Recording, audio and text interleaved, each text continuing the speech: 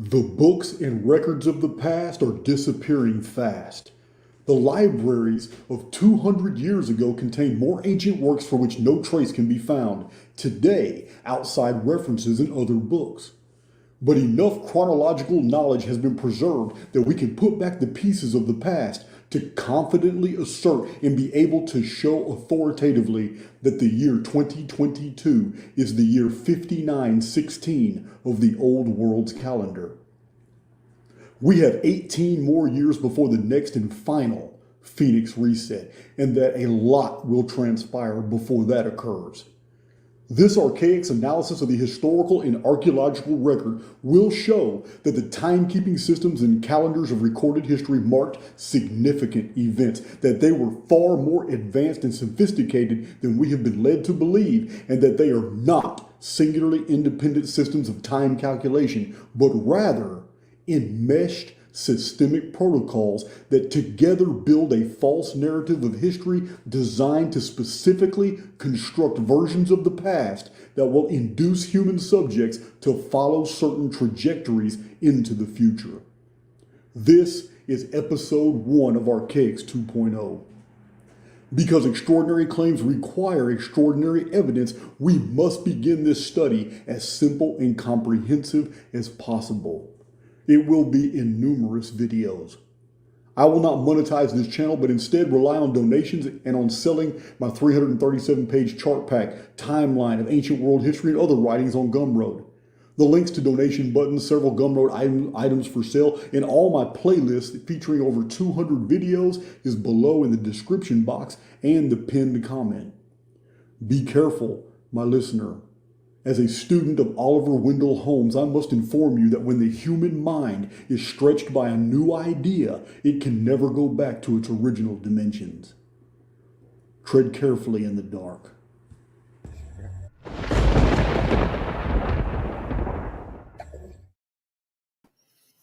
Man, what do you think about those old retro intros?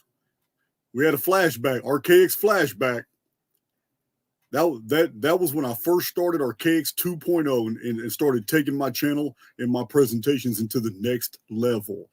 I do believe that I'll get some agreement in the chat feed right here that I did that indeed. And with Archaix 3.0, we're going a little bit different direction, but we're also going deeper. We have somebody really interesting, someone I've been knowing for about 3.5 years. I'm introducing to you someone who was in my chats back when I only had 12 to 18, 19 people in my live chats. I didn't care. I had 300 videos and didn't even have 600-700 subs at this time when I had met Shanta Meeter. And she was very active, and you can still see her comments in a lot of my older video chats. Now, I've come a long way since that advertising video, and no, you can't see donation links I haven't put donation links in my videos for a long time. That was just an old retro deal. But what I have done is I have literally produced for you guys. Oh, look at me. All these different colored drives, because it's just amazing. It's amazing how far this research has gone, how much I've compiled. Right here, 5 different colored drives, and it's a massive amount of data that's on them. You guys have seen those ads. It was 6 drives, but we took the super pack and the survival pack. Both of them had a lot. We just combined them just to do it. Then we got the new Phoenix. We have the new Phoenix Great Pyramid drive. Yeah, it's all 100% of all the Phoenix data right here. Never done it before. Did it now. Big John just stacked the deck with these drives.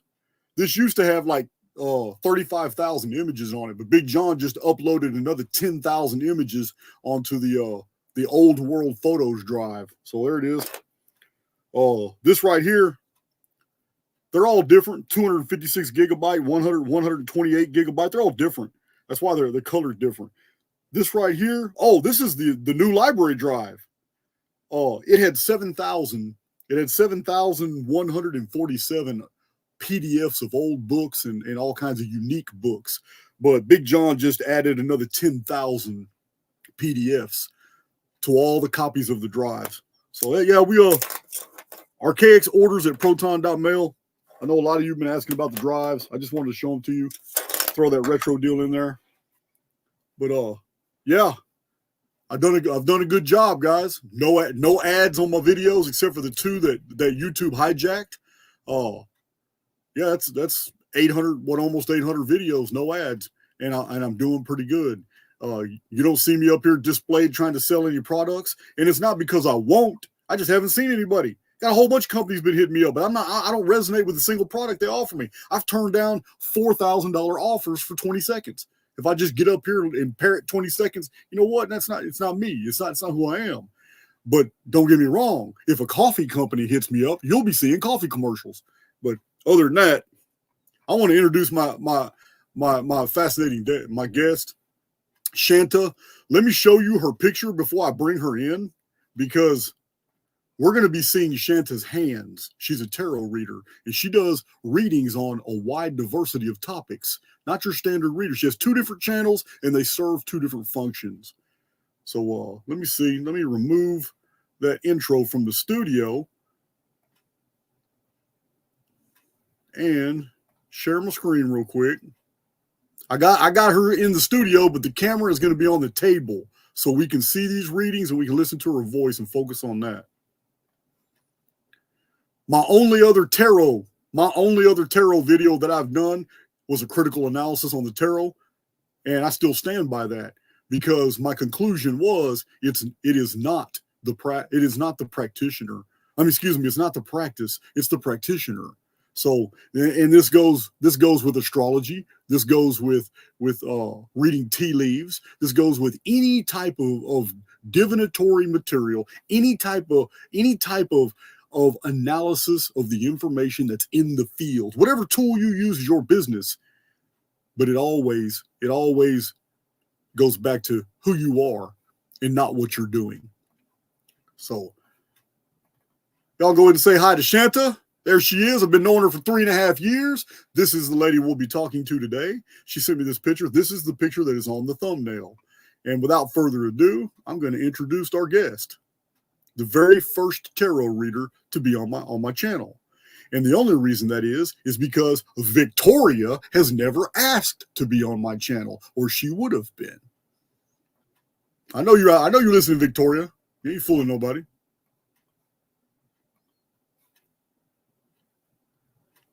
All right, I'm going to remove that. Hello, Shanta. Well, hello, Jason. Thank you so much for having me on here. And it's my pleasure to see how much you have grown over the years. As a lot of people may not know, I knew Jason before he got sick with the Who-Flung flu.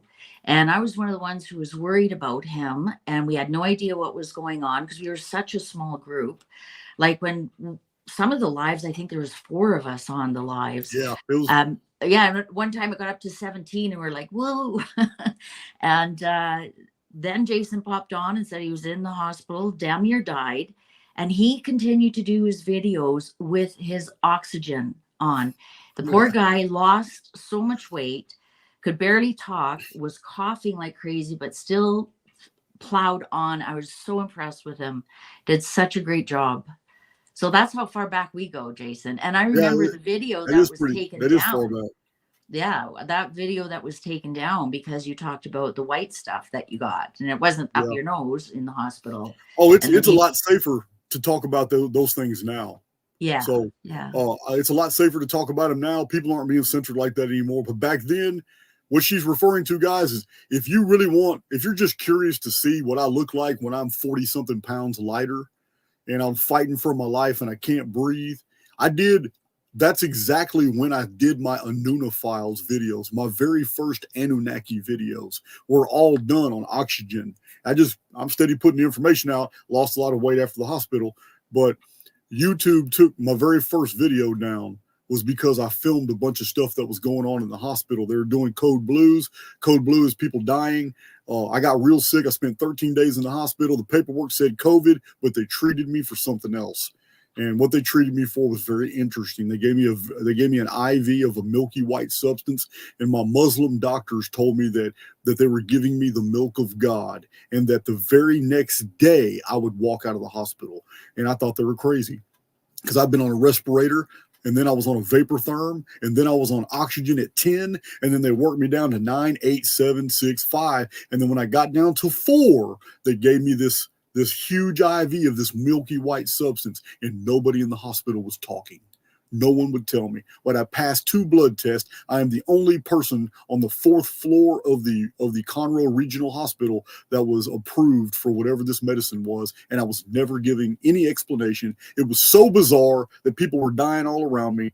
This is 2021, and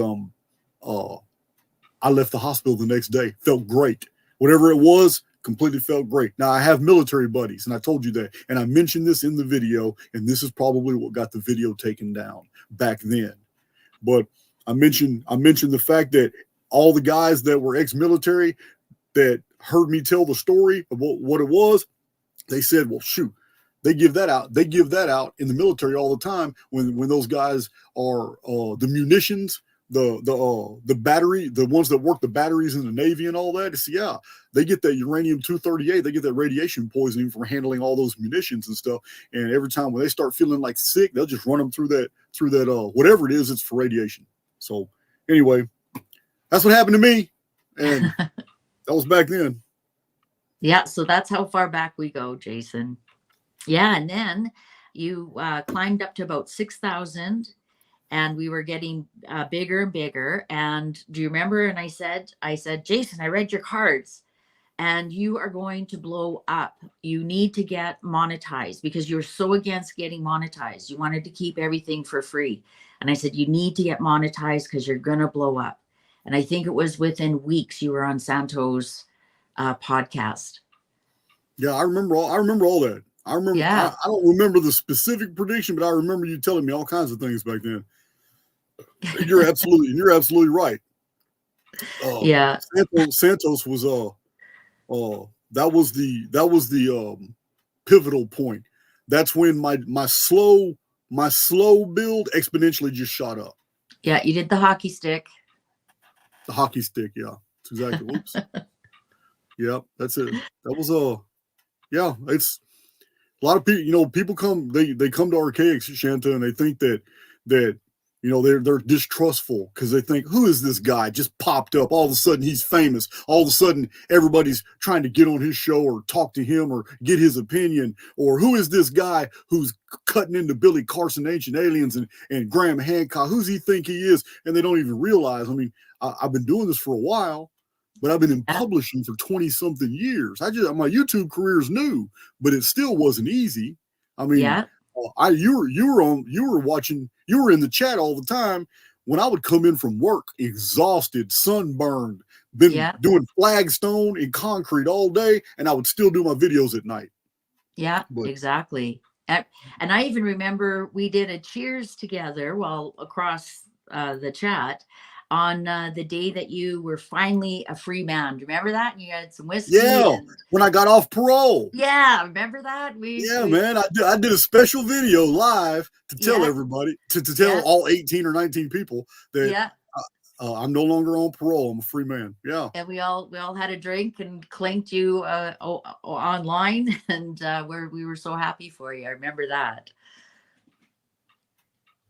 Yeah, it's crazy. It's man, time has gone by. It's amazing. So anyway, get the focus off of me, and I have some genuine questions. Absolutely, go ahead. Before we get started, a lot of my longtime viewers know I do spirits with spirits. So I've got a little glass of wine here. I want to cheers you, Jason, for your success, and thanking you for having me on your show. So cheers to you. I'll drink to that. All right. I will drink to that. Clink. All right. So now we can get started. Let's get started. So, I want you to tell my community the difference between your two channels, because it's not unusual for a channel like mine that has 800 videos, and some of the videos are 3 and 4 hours. And the research that I brought to the table is so novel. Most people have never heard of this, of even analyzing history through a chronological lens. So it's not unusual that my average is 1.1 million views every 28 days. That's not unusual. But you only have 30,000 views, and yet your analytics have showed you that you've even secured 1 million views a month. So that's amazing. People are really tuning into you, and I'm curious as hell. What is the difference between your two channels? Because what is it that people are really coming to? Your bigger channel seems to address totally different topics on the tarot than the smaller channel, but the smaller channel has a lot of activity on it. Yes. So I have 30, actually just as of today, I have 31,000 subscribers, but I get 1 million views per month. And I pop up 2 short videos every day. Sometimes I take a bit of a break. I have such loyal viewers. And on that channel, Mystical Fortunes, and I started it as a general tarot. Like I did Zodiac, I did, Marilyn Monroe, I did the moon hoax, I did Who Killed JFK, and I would do pick a card. And nothing was really sticking until I got into the royals. And so I did another couple of royals, I did another, and I did the hockey stick like you. I had about 2,000 subscribers, and I couldn't get that 4,000 hour views. You know that one where you get monetized? Yes. And all of a sudden, it just took off like a bat out of hell. And I think it's because I do what people want to watch. I was trying to feed them steak when all they wanted was hot dogs. And so once I got into that, and also with the royals, there's so much mystery about them.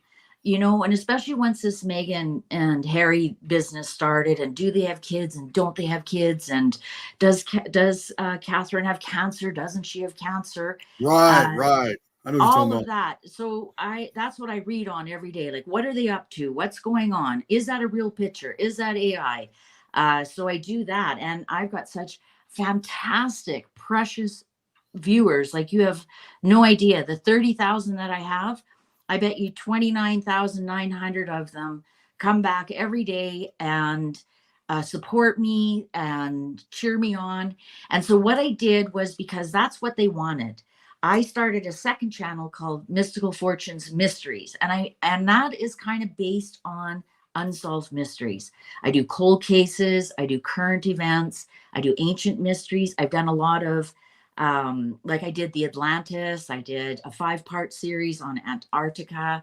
I take some of your theories and I read on them, like the moon, etc., etc. I call it the Matrix, because I use the language that my audience understands. And that one's up to about 10,000. And I just hit 1 million views on that. So that one's just starting to take off. And I think that one would be more interesting into your viewers. Then I'm sure they don't want to hear about Harry and Meghan. Well, you'd be surprised. I got a pretty wide diversity of. Oh, I know. I know. You'd be surprised. It's so obviously you're set up now to do a reading.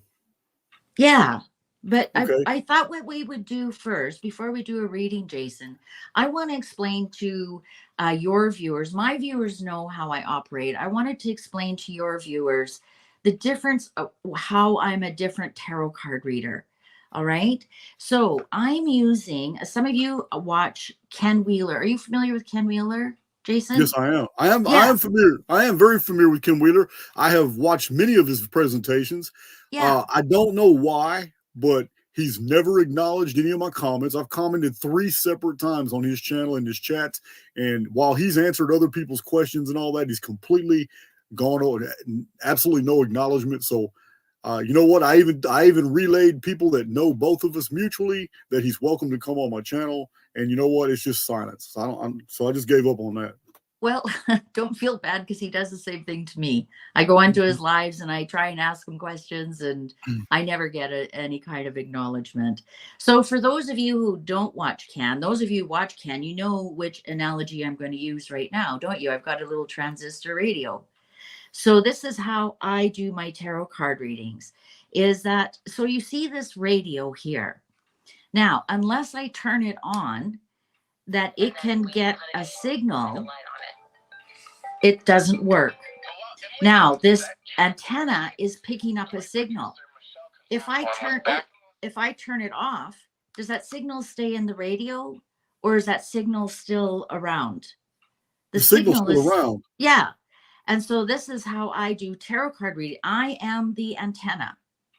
I am not the radio. I am not the signal.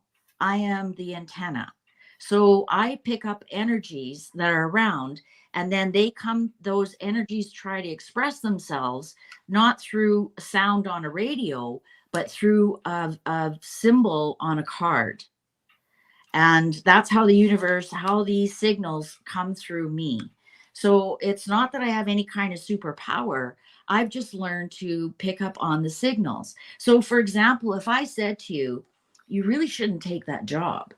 And you're like, well, who the hell are you? I can take whatever job I want. But if I handed you this card and said, you really shouldn't take that job, you might believe me, right?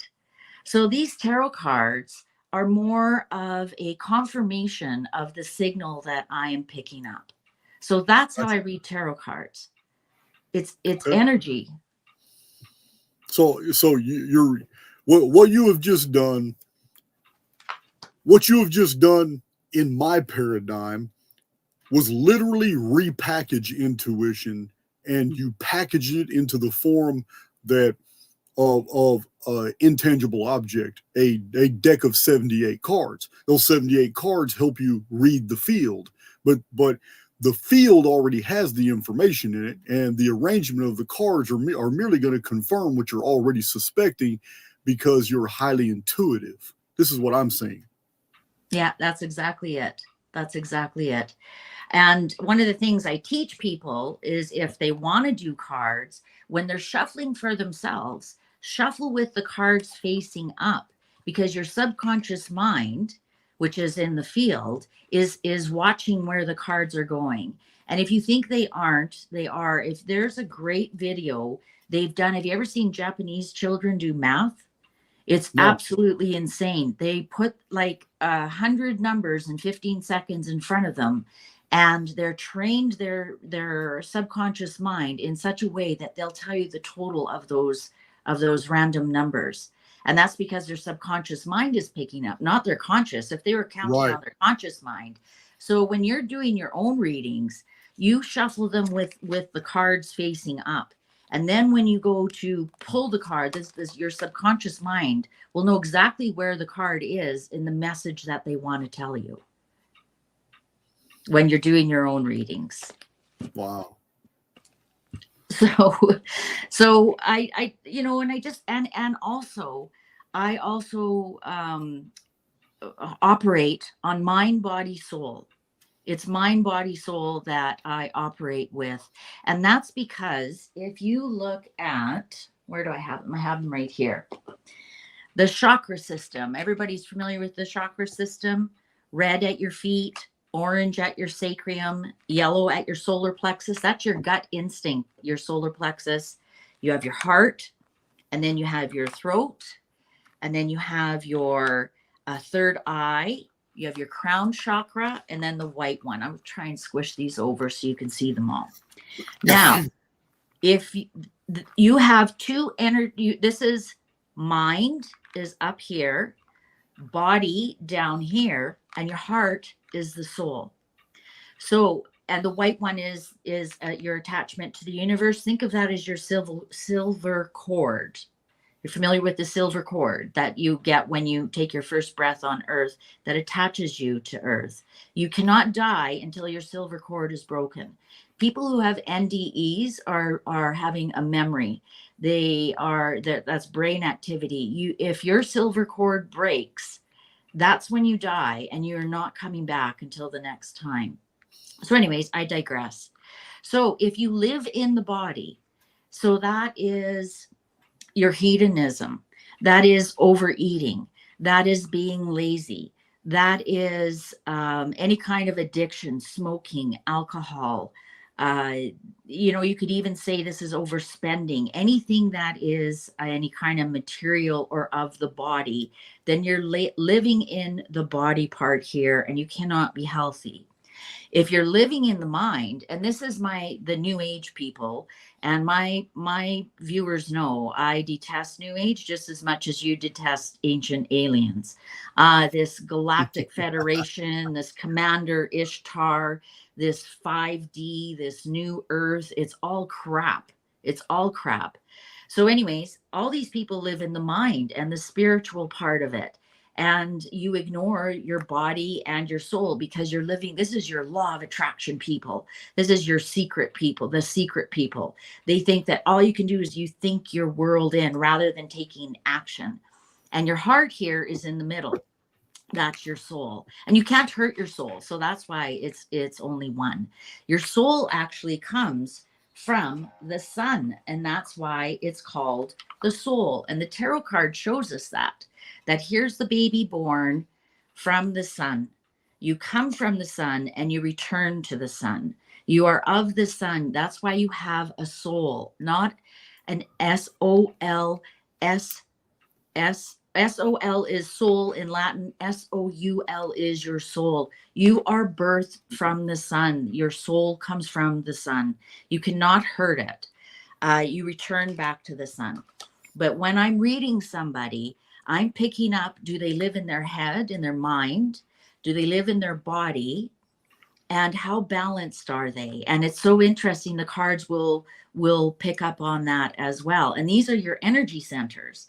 And that's why I can pick them up. And that's why I can see people's auras. And an aura is just what chakra is the loudest at the moment. You always want these energies balanced. But when you're ill, when you're angry, when you're hungry, your body chakras will be more active because they want you to be active to go look for food. When you're really upset, your mind chakras will be more active. So I'm picking up on that energy about being upset and whatnot. And that's how I read your energy when I'm reading your cards. The white chakra here lives about a foot above your head. And this is what I call your post office to the universe. And your silver cord comes through your white chakra, but you can go up to your white chakra in your mind. And actually, this is where you talk to what you call the field, I call the universe. And this is where, Jason, you talk a lot about, that they can't pick up your thoughts or what's going on in your mind. And this is where you can bypass and talk directly to, well, I call it the God of our heart, the overseer, you call them. That's where I can talk to them directly. Okay, that's a little information overload, but you did mention something I'd absolutely agree with, and that's the silver cord. Now, you still there? Yeah, I'm here. I'm listening. Okay. Sorry. Yeah, your audio is so good that I can't even hear anything. So it's that was more. That's one of my points of contention with the NDE community, the near-death experience community, is because I'm being asked to believe that people are dying and coming back with all these experiences when it's readily admitted in the phenomenon that it's not death, it's right. Near-death experience.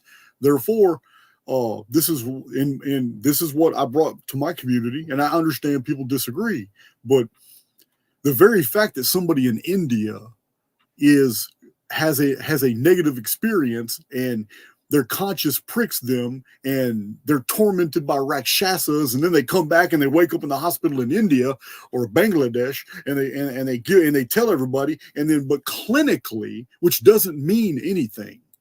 It just means that technology is not registering that your avatar is actually still alive. You're not dead right. yet. There's right. just there's no movement, but the heart's not beating. Clinically dead's not really dead. You're not No. really dead until you start decaying. But it's too many people have come back. So the frames of reference, especially in the United States, all these NDEs, people talk about heaven and hell. Yeah. But that's not what NDEs are in Japan. They're not talking about heaven and hell. So it's frames of reference, and I feel that the silver cord that you're talking about, it's the key. Until that gets severed, you're still here. No, even if your heartbeat can't be detected, or if your heart is completely stopped for a while. Exactly. How many Christians come back and say, you would not believe the beautiful mosque I saw? It was stunning. They all see Jesus. Right? I believe that in the trauma state, your subconscious is already building a narrative to help you. It's a coping mechanism for the trauma, because your subconscious and conscious have now collided. There's trauma. You don't know it consciously. You can't take it. It's information overload. And you're being, even as the rest of the world thinks you're dying, you're actually being saturated with information, because the hold the avatar has on you is almost gone. So you are literally merging with the field, being saturated with information. That information goes through processing filters that go by frames of reference. If your frames of reference are everything that you ever accepted to be true in your life. So That's why I'm just a real critic of ND. I believe people have near-death experiences. But when you come back and tell me a narrative and a story, I know that I'm just listening to what your subconscious basically painted for you during your traumatic experience.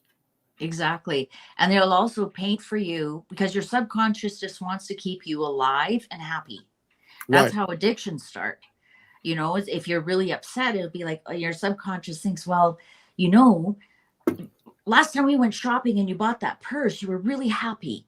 So it'll create things for you that all of a sudden you're shopping and you're buying a new purse, because your subconscious, your brain just wants to keep you alive and happy. Or it'll say, last time you were sad, or you're really sad and you're really upset, but you know what? I remember you ate that cookie and you felt so good. Let's go find that cookie. And that's how addictions start. I definitely can agree with that. Yeah. So anyways, I wanted to give a quick how I read energy. So I pick up on these auras that you have and the energies, whether you're living in your body, in your mind, or in your soul. And I'm going to tell you right now, I don't do readings for people who are living in their soul because they're happy. Nobody comes to a tarot card reader because they're happy. It's because something is wrong in their life. Is my husband cheating on me? Did my brother steal my inheritance? Some of the questions I get are of these two. Yeah. But nobody ever comes to, you know what, my life is going really great, let's do a reading. Never. Oh, you don't ever get somebody talking about, hey, everything's going great in my life, would you please do a reading so I can know when to expect when my life's going to get shitty? Never. Yeah. And another thing I always tell my people, I only do projections. I don't do predictions. So the cards are only reading your energy right now. So the cards are reading your energy right now, and I can project where that energy is going to go. So for example, if you came to me and asked about your health, and the cards all showed that your health is not very good, I can project that your health is not going to be very good in the future, because that's the energy you have right now. Now, here's the thing. This is why I don't make a prediction. What if you came to me and your energy was terrible? And I said, yeah, your energy is really terrible. And so you took that information and you went home and you quit smoking and you changed your diet and you started exercising. And then you come back to me in 6 months and say, you're completely wrong. Look I'm healthy. It's because you took that information of the projection of where you were going with your choices and you made different choices. And that's what makes me really happy when people actually do that. When they ask, should I take this job? I always say, well, I never say should or would. I say, what will be the outcome if you take this job? And then I show them the outcome. And then they can then choose from then what they're going to do with that information. I never make a prediction. I make a projection based on your energies right now. And as you know, you can change any projection any direction that you're going by making a simple different choice, like quitting smoking or eating better, or if that, if that spouse is abusing you, leaving, right? And I think that's where the value in tarot really comes out, is that it tells you where your energy is right now, and based on that I can tell you where you're headed. So let me interject. That's a lot to unpack. So when I listen to you speaking about these things, I understand they're metaphysical, they are esoteric, but I pretty much have a reputation for being a straight by the book guy. This is an experience of law and order. Things are very structured, but I rarely get into it except in some of my We Immortals playlist, I kind of get into it, but I kind of avoid these topics a lot, but it doesn't mean that I'm not knowledgeable in them. I am a student of Liber Chaos, and I understand that what I consider the spirit field, that everything's in the field. Every time you hear me say that, everything's in the field, I'm talking about spirit. Spirit is the ultimate medium. We are within it. We can call it the simulacrum. We can call it the holosphere. We can call it all these things. This construct is a spiritual holography, a medium. And one of the principal tenets of Liber Chaos, the most fascinating treatise, is that in this spiritual medium, which it refers to as the etheric field, in this etheric field, it is the connection between the spirit, the mental cognition, and matter itself. What makes matter yield to thought is this medium. It is so impressionable that the slightest thoughts going in a different direction can literally knit for you a totally different reality tunnel. So if you're doing a reading on somebody who's in a certain frame of mind and they're vibrating at a frequency that is not conducive to the type of future they want to experience, when you do that reading, you're tapping into the field and you're interfacing with that negative energy, and you're going to see reality tunnels, what you're calling projections, the same thing as predictions in what I'm doing. I understand the distinction. It's the exact same thing. You're seeing these reality tunnels projected throughout the holosphere of this individual soul's journey as they exist in the moment in time you do your reading.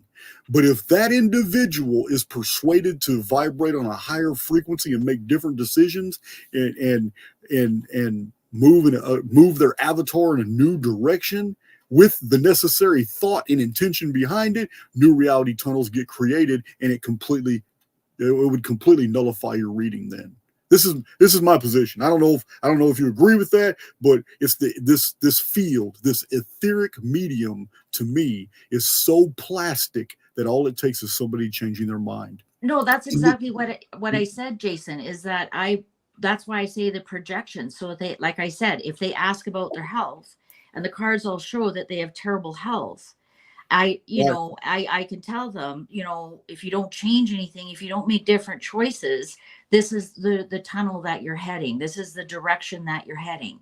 So then they go home and they quit smoking, they change their diet, they do a couple of things, they come back in 6 months and say, now do my reading, and now I can see their health is improving. And maybe I didn't explain it correctly. And I said, that's where the gem of tarot card reading is that you can show somebody where their energy is right now so that they can make different choices in their life. Yeah, I agree. You and I have different research frames of reference and all that, but we're talking about the same thing. Yeah, so. I think so. Yeah. Somebody asked a question here. Does a medium work along those same lines? Are they really talking to past loved ones, or just memories in the field, or imprints of past soul confirmations? Now, I don't know how you would answer this. Well, I have a perfect answer for this. I have a perfect answer for this. I'm listening. That energy is not created nor destroyed. Do you agree with that? 100%. So that's also a tenet of Liber Chaos. Yes. Uh-oh. Look at that. Guys. The phone agrees with me. My viewers will laugh about that. I'm one of the only guys in the world that has this expensive. I got this old expensive phone with all kinds of bells and whistles, but my ringtone sounds like it's from the 80s. All right. So you agree with that? Well, I know that's one of your tenets Yes, because I do. of course I follow you. So, and what are we at the end of the day? We are energy. So when that silver cord breaks and we leave our physical remains here on earth, what happens to our soul? I said we go back to the sun, but some of us don't. Some of us remain earthbound here. And and I do what's called auto writing. I try and connect with those energies that are still around, and it's crazy the things I get out of that. And that is a verified phenomenon, auto writing. And so if we are energy, and energy cannot be created or destroyed, once your physical body is detached from once your soul, your silver cord is snapped and you're detached, well, that energy is like, do you die with your memories? What happens to your memories when you die? Do they just stay in your brain? Or what you created here on earth, the love you created, the anger you created, the connections you created with other people in that field, things you can't touch and feel, like your emotions and your thoughts and whatnot, well, they stay. They stick around. And if you have your antenna on correctly, you should be able to pick up on some of those. Now, can you talk to that exact soul? I'm not sure. Can you pick up the energy of what a person was thinking, doing, feeling? Now can I offer you my perspective? Absolutely. I believe 100% that everything is unending. There is no actual destruction. There is a morphing from one thing into another. I agree with that. And I believe that you can tap into information, personal information of past avatars in the field, but that's all it is past avatars. The reason the information still exists is because that soul has now assumed a whole new cocoon. A new butterfly now flies through the construct. You don't recognize this new person as being the same person that left those memories, that left those imprints in the field. But every soul that has ever existed in this field is still here, but in another form. And because of that energy is there. It's you can be tapped into. And the reason is because the vitality, the life itself is still in the construct. We are living life sims, and Jason has had many avatars, but I've been this soul. I've been Black, Asian, Mongolid. I have been Caucasian. I have been Roman. I've been Etruscan. I've been Sumerian. I've been Egyptian. I've been whatever. And so have all of you. And we've also been male and female. We've also been infants killed in the crib. We've died on battlefields. Some of us lived to very old ages. We have accrued all these amazing experiences, and this is what makes us manifold. This is how an immortal being takes on all this information. So by the time we're done with this construct, we move on to another world where then, separated from the actual central nervous system, we remember everything. Remember, death is an overload of information. Death isn't a cessation of death is not a cessation of existence. It is a information overload because all the filters are gone. The central nervous system is gone. You're now overloaded with filters. People see this bright white light. White light is just pure information field until your soul is packaged into another avatar, which begins to process information sequentially so you can experience it. So to answer the question in a more simplistic form is that I can't remember. I think that was Lacey that asked that, but I'm agreeing with you, but from a different perspective, that we are able to tap into the past field because the energy is still in the present, and the beings, our brothers and spiritual sisters in the construct with us today, who've taken on different disguises, they're still alive just like they were alive in the past because the information is in the field. The brain has never stored shit. The brain is a filtration system. It absorbs the information in the field. That's just my 2 cents. No, I agree 100%. Our senses are only filters.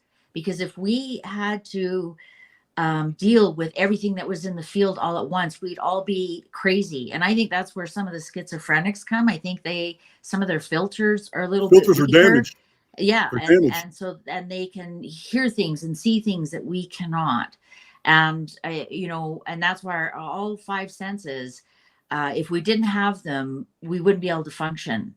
And so that's part of the physical. Our senses are just filters to slow things down so that we can compute them in our brain. But yeah, like I don't even believe our mind is in our brain, to tell you the truth. I think a lot of the information we get from the field is in the field, and our brain is just one more sense that we have that filters what we need at that time. Well, you're a constant guest on my channel. So those years ago, when I was doing a lot of focus on Ishak Bentov's work, Yeah, where he had the Stalking the Wild Pendulum and a brief tour of higher consciousness, and I was giving many quotes out of the book in several of my videos to show people information is in the field. And here's a guy with an 8th grade education who just happens to love reading, sitting here giving you information that you've never heard from a collegiate or from a university level. And here's all this data. And I used to tell you guys all the time, man, you don't understand, this stuff's in the field.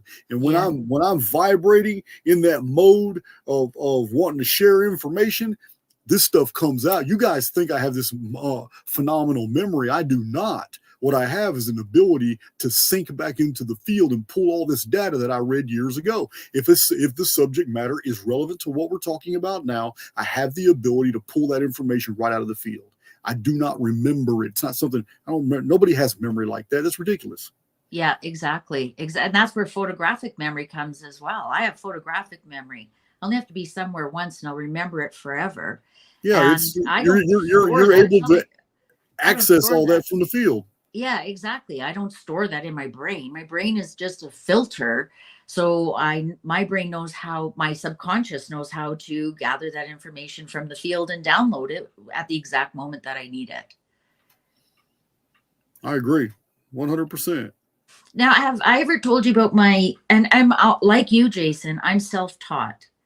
And I mean, I didn't go to any, mystery school. I actually now have a mystery school. I have a monthly magazine and a mystery school teaching people the way I learned myself. I never learned from a book. I'm self-taught on everything. But my soul family theory. So hear me out. I believe we are all in soul families. And this soul family runs, think of a whole grade from kindergarten to grade 12, all these kids, we all kind of move together like in one big cloud, learning, coming back. And we're in this cycle. Each life is 144, which is 12 zodiacs times 12. We have to go around the zodiac circle 12 times, 144 times, and then we move up to the next level. We move up to the next level. If we aren't learning, sometimes we're held back. But anyways, we move in these soul families and we progress and we progress and we progress. And this is my theory why some peoples have left the earth, is because their soul family has learned everything that they needed to learn on earth, and now they've all gone. So the Mayans, like everyone's like, well, where did they go? The Incas, the Neanderthals, right? It's not the Atlanteans. So it's not like they became very smart. They came to Earth as a soul family to learn specific things on Earth that you can only learn on Earth in this physical construct. And once their whole soul family has graduated, just as everybody's graduated grade 12 and then moves on to the next one, and now they're all gone. And you're speaking my language. You are speaking my language. Well, because you don't even know it. Okay. You don't even know it. Because you are absolutely describing the Phoenix phenomenon. What is the best way for the construct to remove populations that are ready to go? If the majority of them are ready to go, it can recycle the ones that aren't ready and put them in another soul family, and they can live on in a different civilization. They can continue the life sim program here. The programming is unending. All it does is feedback loop. But what's the best way for the construct to remove an entire population? A reset, a total cataclysmic reset.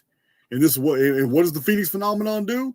One thing I've documented, it's not just cataclysmic resets, but it literally edits reality and edits out the existence of whole populations of people, and even disturbs the memory of contemporary populations. Like they're just like, they kind of understand that there was a civilization over there, but it's really no mystery that all of a sudden they're gone.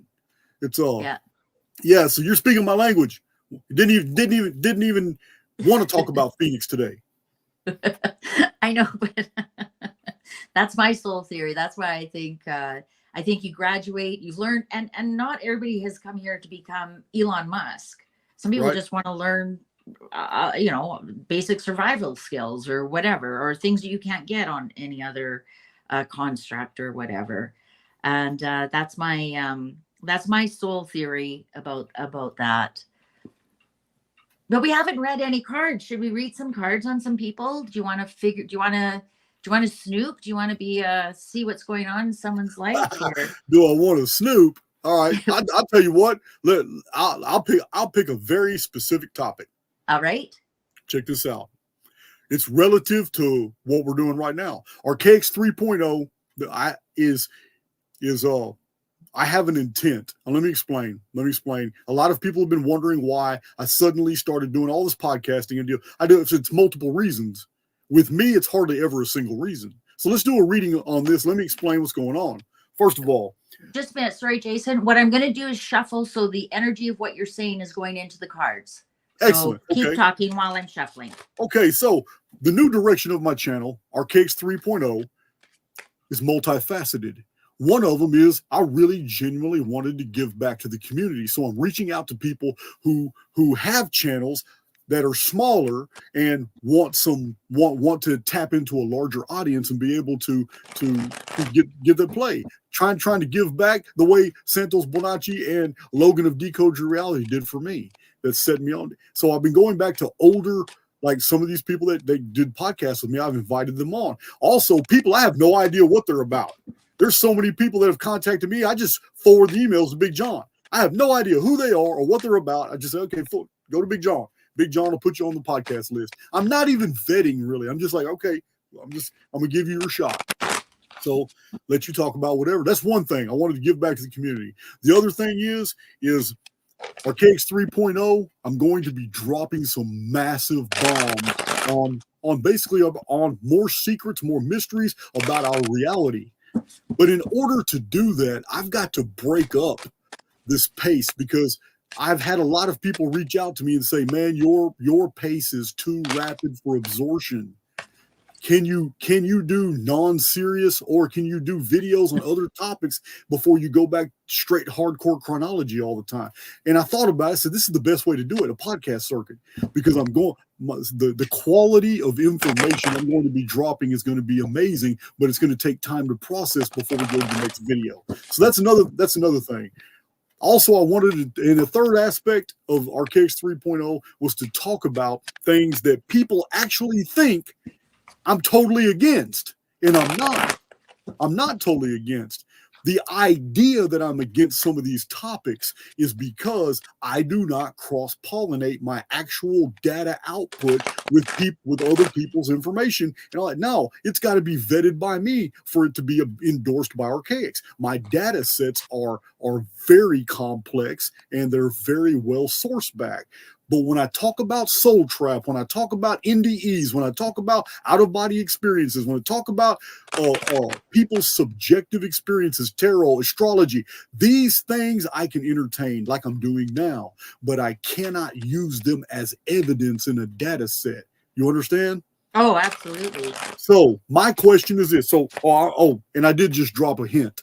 Yeah, people think that I'm just going to just ignore all this soul trap information. No, I'm about to release a video explaining scientifically why I am 100% on board with reincarnation and 100% on board with believing that soul trap is wrong. At least the versions I've heard.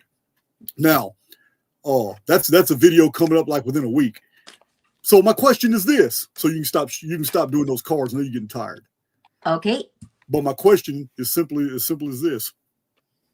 Let's just do a general reading. I wouldn't even know how to package it.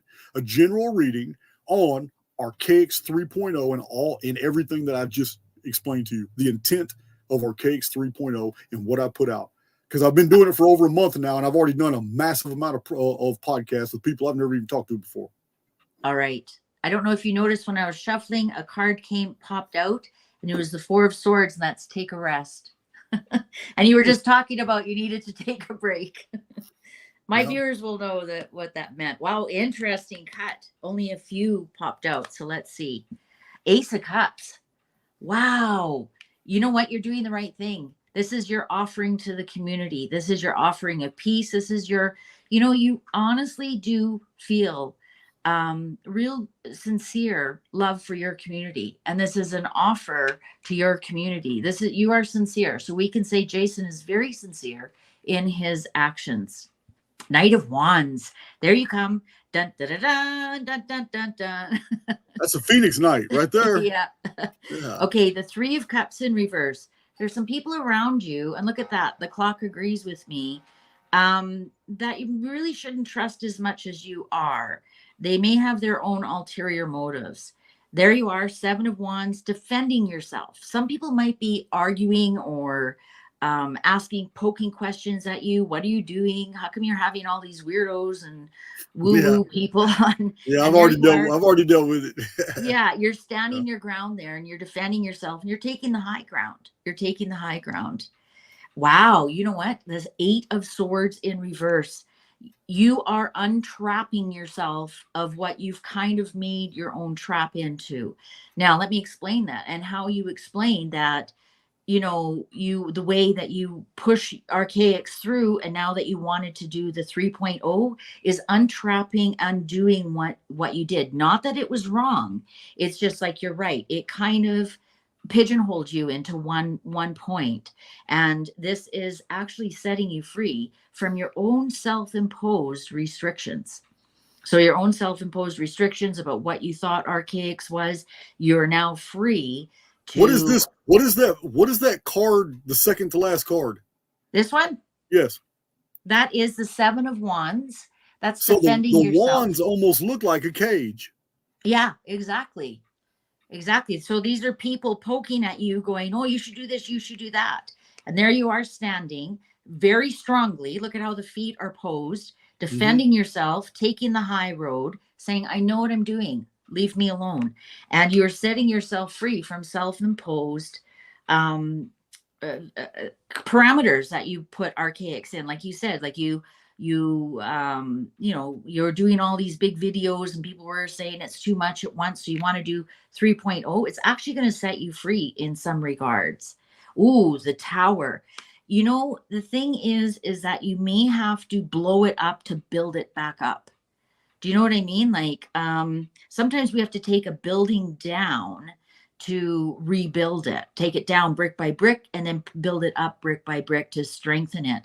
Now, sometimes the tower can be good or bad. The tower can be a lottery win. It's something that changes your mind. There's somebody that is coming in, a younger person who might change your mind about something or really switch things up for you.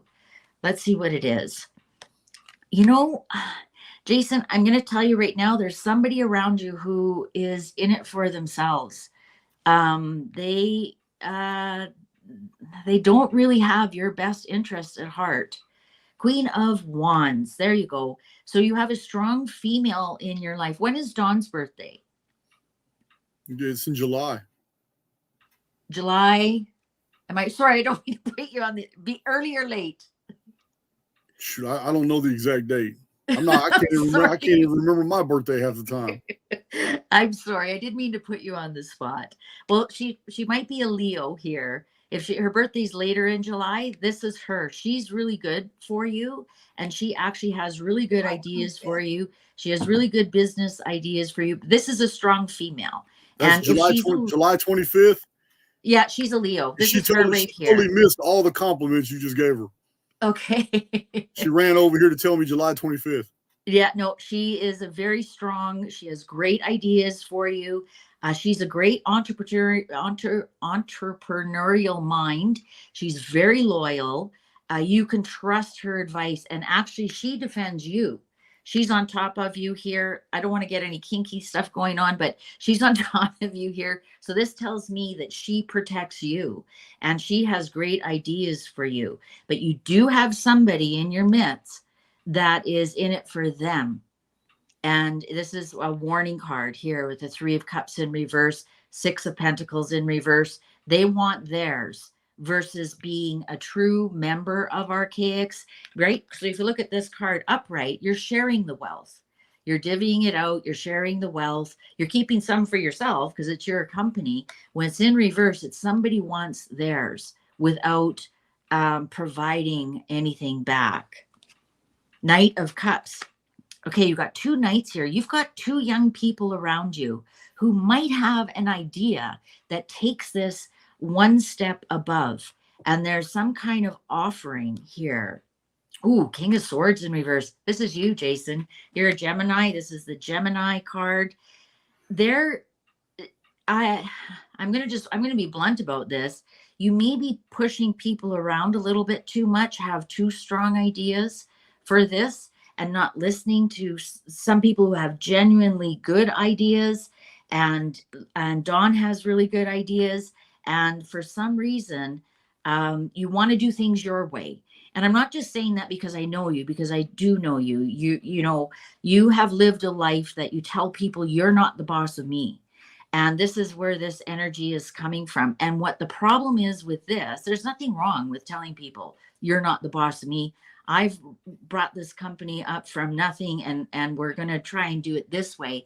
The problem is that somebody's taking advantage of that. I do not like these cards here. They may be, just hang on, let's see what the last one is. Well, 10 of Swords in reverse and Judgment upright. Okay. This actually will be really good for you. 10 of Swords upright is, well, it's basically ruin. You've hit rock bottom. A lot of alcoholics get this card. I'm not saying you're an alcoholic. I'm saying people who are burnt out, and you just said like you're burnt out. There's not much more you can take it. But what's great about that, when the card is in reverse, all those swords can fall out. You can dust yourself off, pick yourself up, do the 3.0, but you have to listen to the right people. There's 2 young people around, or younger than you. Doesn't necessarily mean they're young, younger than you, who have some great ideas. There's somebody around you who's trying to take advantage of you and your good nature and your generosity without giving back. And then of course you've got Dawn here, and you're being a little bit stubborn. Sorry to be so personal, but you're being a little bit stubborn. You perfectly identify me. I do have that gung-ho march forward attitude that if something's ever going to get done in life, you got to do it yourself. So I do often completely ignore advice. There's no doubt about it. Yeah. And this is definitely a great revival. This is Judgment, and this is second chances. So this is going to be a breath of fresh air for Archaix 3.0. Now here's the Chariot. Now if you look at the Chariot, everybody says this is movement, or no, it's not. He doesn't have any reins. He's standing in a square of cement. The Sphinx aren't moving. How in the world can you read, as a tarot card reader, read this as movement? It's not. This card is control. And so when it's upright, you've got control of your body, mind, and soul. When it's in reverse, there's something out of control. There's something that you're missing. So maybe you're just trying to move too fast. Maybe you're trying to move too fast. There's your intuition. You're really strong on your intuition. I think you're really strong on your intuition, Jason, about where you want to take this. I think you're moving a little too fast, and you're going to find that you're going to have a little bit of burnout, and you're going to things are going to kind of go off the rails. So take it really nice and slow. Ooh, the Devil in reverse. Yeah, you know what? You're missing something. You're missing something here. I honestly really want you to be careful. There's somebody here. This when I see this, the Queen of Swords, well, that's the Queen of Words. She runs contracts. your will, your mortgage, your lease, your business agreements, or whatever. And she's in reverse. And so that's telling me somebody with this devil card here in reverse, somebody, watch out for being sued. Watch out for, I think I know where this is. I don't want to bring it up. Watch out for something coming with that. Use your intuition. Use your intuition. Don't get out of control. Walk away. And I know this is difficult for you because I see how you talk about the ancient aliens and stuff. And I know you like to stand your ground. The cards are telling you, let it go, walk away. There's something coming here. And I think, I don't want to bring it up. I think you know exactly what that is. And use your intuition. Be everything above board. Don't get out of control and just walk away. Just walk away. The star here in reverse. And now you have the Four of Swords. And that showed up when I was shuffling. I think that where you're taking this will eventually be amazing, but I think you're going at it too fast. I think you're going at things too fast, too hard, too fast. And the Four of Swords is telling you to take a breath, have a good look around you. Who is, I think I remember I said to you, Jason, you want the people around you that will walk you home, not the people around who just hang around when they can get a ride home in the limousine. And I think you've got somebody around you like that. And this is telling you, pause, not stop, pause, turn your back on some things. And because otherwise, use your intuition. Who do you get? And I know you have a really good intuition. Who do you feel is your crazy maker? And, you think, well, they're a good guy and, oh, well, they do this, they do that, and they help me out, but they're your crazy maker. Maybe they don't fulfill what they're going to do. Maybe they're a hanger on. Maybe they only show up when it's positive for you, and it's telling you, please walk away from that and pause. Just pause. You don't have to stop. Just pause and have a good look. And if somebody, and especially if Dawn, I know, especially if Dawn, here she is, the Queen of Wands, the Leo Queen, especially if Dawn has some advice for you and says, he always caused problems, or, oh God, him again. Listen to her. For the love of God, listen to her. This person does not have any kind of good intentions for you. Do you know who that is? You don't have to say his name. Oh, you're saying it's a male? Yeah. Okay. I don't know. I nobody offhand. I mean, it was something I would have to say. I got a lot of people in my life. No, I know you do. I know you do. So look at who are the people around you who would walk you home, and who are the people around you who only hang out if you have the limo. Pretty good. Anyways, you don't have to think about that now. You know what? Sometimes I find with this is that all of a sudden you go, oh my God, that's who she's talking about. And I'm 100%. I'm on board with a field reading and subsequent interpretation as things exist in this photo shot of reality right now. Exactly. But if I had an epiphany 3 hours from now and that's exactly what she's seeing, and then I made executive decisions to change that, it would completely change the cards. Exactly. That's exactly what I was trying to explain, but I probably didn't explain it correctly. I get it. What tarot does is, so my intuition, right? I'm getting downloads when I see these, right? Because, for example, this devil card, if somebody asks, this could mean, is my husband cheating on me? It depends on what the question is. Should I quit drinking? What's my health like? The devil card, when somebody asks me a health question, is always cancer. Well, I'm not going to say, oh my God, you've got cancer. Well, because we didn't ask about that, right? And so that's why I don't go by the book on what tarot cards mean. I go by what the field is trying to download to me. Well, you call it the field, I call it the universe, whatever the energies are trying to download to me. So it's the same. Yeah. So right now, this is where the cards are saying the energy is. And like I said, like you said, in 3 hours from now, if you figure out who it is and you start to delete them from your life, that changes this whole reading. That's why I say this is a projection of where you are right now. If nothing changes.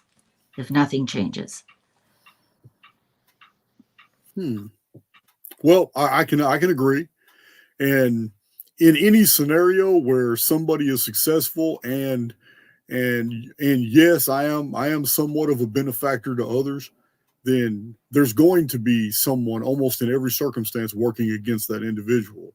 It's I mean, this is what all the great books and movies and fiction is always about. There's always somebody in the shadows doing, they have their own intentions and their own designs. I don't know who you'd be referring to, although I can probably cogitate on it for a while and come up with it. I just don't know right now. You know what? I wouldn't want you to name their name anyways on, I want, you know what? Don't think about it. And all of a sudden it'll drop into your brain who it is. Or ask Dawn. Listen, we live in a photo negative of a real reality. Everything here is the exact opposite of what it should be. I get it. I promote that exact same approach. If something is truly bothering you, the best thing in the world to do is completely divorce it from cognition. Get it out of your mind, because it's going to force itself back in when the problem is solved. Yeah, exactly. And I think that's what this card is too, when I keep saying pause. Like all of this is like telling me you're going too fast. Pause. But your intentions, that was the first card that came up. Your intentions are pure. Your intentions are pure. And this is going to free you from some of the constrictions that you've given yourself. The 8 of Swords are constrictions you give yourself. Oh, I must do 2 videos a day. Oh, I must do a 2-hour video. Oh, I must do a 1-hour live. Oh, I must do 5 on my TV channel, which I love, by the way. I love your TV channel. You could do a plug for it right now. Yeah. Archaix TV. Yeah. Be there, be square. Yeah. For things you can't say on YouTube. I've even thought about starting something, because there's a lot of things I can't say on YouTube. So anyways, so you're on the right track. Just pause, Jason. Take a pause. Doesn't have to be long. Doesn't say stop. This isn't stop. This is laying down and thinking about things. Pausing. I can do that. Yeah. Yeah. I think your intentions are pure. Your intentions are pure. Also, too, maybe this is saying you don't need to carry this many people with you into the next Archaix 3.0. Yeah. Maybe you have to let go of a few people to say, you know what? This, I've got everything set up, and thank you for your help. And, right. Maybe that might even be telling you you're carrying too many people along with you. I mean, that is very intriguing. I mean, I'm pattern recognition is my thing too, to see bars, things barred and then things unbarred using different symbols other than bars, using wands, using swords. Did you say that was the Empress or the Queen card? And you said that was a Leo? Yeah, that's Dawn right here.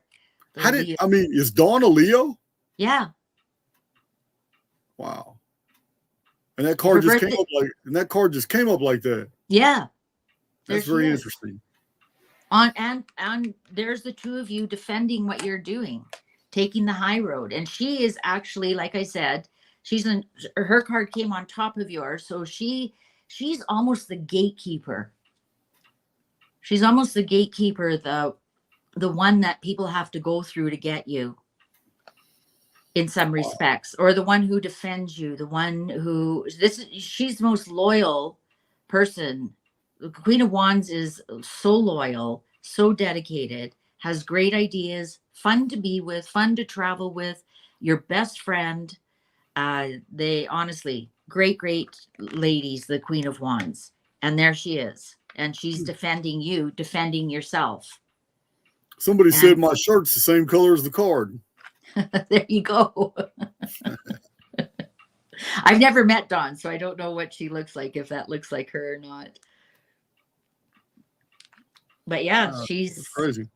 and there you are in reverse. You're the King of Swords as a Gemini, and you're in reverse. You're the bull in the china shop.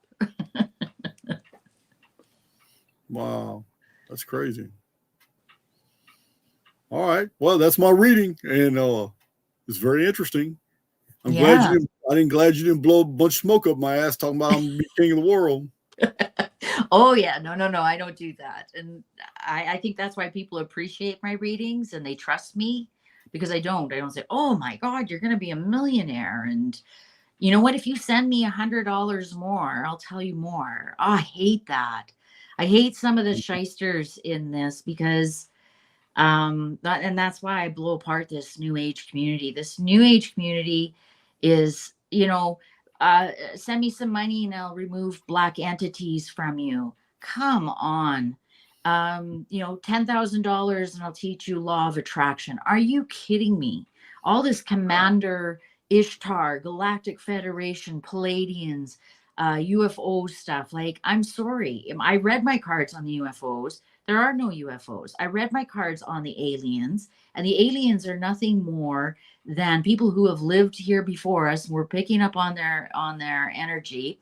Or I've also read about people living under the ground, right, underneath us, and that was my Antarctic. I did a 5-part series on Antarctica, and they're there. So but some of this stuff, it just drives me. I get so angry at it, because they're just ripping people off. They're just grifting people, and I know you like to say the person's name on your channel, the grifters who are the ancient aliens people. I don't say specific names on my channel, because I don't want to put their energy on my channel. So right. I always say what they're doing. The Galactic Federation with Commander Ishtar. Come on. One just released a Diana spray. So what does that smell like? Her armpits? I mean, grifting on the day that Diana died, you release some kind of Diana spray.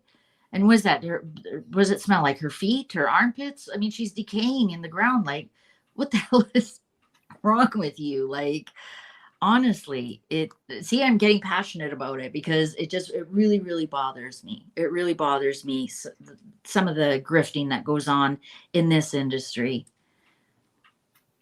Yeah, you listen, I get overwhelmed by it sometimes. It's amazing. It is amazing. It's and it's amazing the people that will defend them to the T. Oh yeah. God. It's like fanatic. And then they call my community a cult. And all I'm trying to do is get people to use their head. Yeah. Exactly. Yeah, man. Exactly. Exactly. Or, you should be in love and light. No, I shouldn't. Why should I be in love and light? Like, what does that even mean? How can you read tarot? You're a fraud, because a tarot card reader would never say that. And it's just like, yeah, I'm a tarot card reader, and I said that. I've been reading cards. I've been interested in this ever since I can remember. I was so blessed with a grandmother who was very spiritual and very into all of this, and she was my catalyst. I've probably been doing this longer than you've been alive, Jason. Oh, and so yeah, and I really know my stuff. So to call me a fraud because I don't tell you that this card, everybody says this card means this. No, I go by what the symbology means, because that's what the universe talks in symbols. When I say to you the word car, do you see a car in your brain, or do you see the letter CAR? No, you see a car. Whether, if I say to you red car, do you see a red car in your brain, or do you see the letter REDCAR? The universe talks to you in pictures, in symbols. It doesn't talk to you in language. So, if somebody says to you, if a medium says to you, oh, I see his name is John. Well, they're a fraud, because the universe would never say his name is John. The universe would show you a picture of a man. Maybe he's bald. Maybe he wears glasses. Maybe he has a beard. Maybe he was 50, 60 years old. Maybe he was 5'10". And then if they start describing the person that way, then you know you have a legit person who's tapped into energy. The universe will never talk to you in letters, in language. Yeah, it's Because all abstract. It's all abstract. I yeah, get it. yeah, Yeah. Even yeah, the most powerful presentations of Jesus were not actual beatitudes. They weren't do's and don'ts. They weren't anything ethical, philosophical, moral, none of that. The yeah, greatest presentations Jesus ever did were the ones that gave us mind explosions because we saw vividly what he was talking about. And what I'm referring to are his parables. And yeah, parables aren't even the truth. None of those stories ever happened. It's yeah. parables or images of truth, and they're just extremely powerful. They burn these lessons into our mind. Well, for example, you're not going to go to a church and go lay down and pray, right? But when you see this card, it's time to relax and take a break and pause, right? But I'm not going to say to you, Jason, you better find a church. Make sure it has stained glass and go lay on a slab of cement, and pray, so same kind of thing, right? Oh, I agree. That's fascinating. It's a fascinating read all the way. I mean, it is my understanding. First of all, this was what, 13 cards? Just about. I don't know. My cards tell me when to stop. And 15, 16.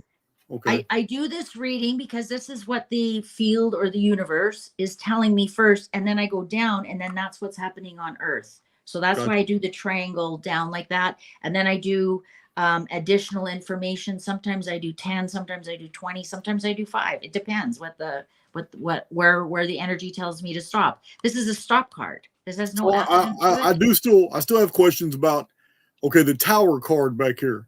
Mm-hmm. Okay. That's why I said somebody here is going to give you these two young men. They probably male or male energy. They might give you some kind of information that changes things. So maybe they have a way of technology, for example. I got it. Yeah. So, because like I said, the Tower card was originally called the Hand of God. And so these are things that happen out of the blue. You have no choice. The Tower card can be the person walk into the room and you instantly fall in love.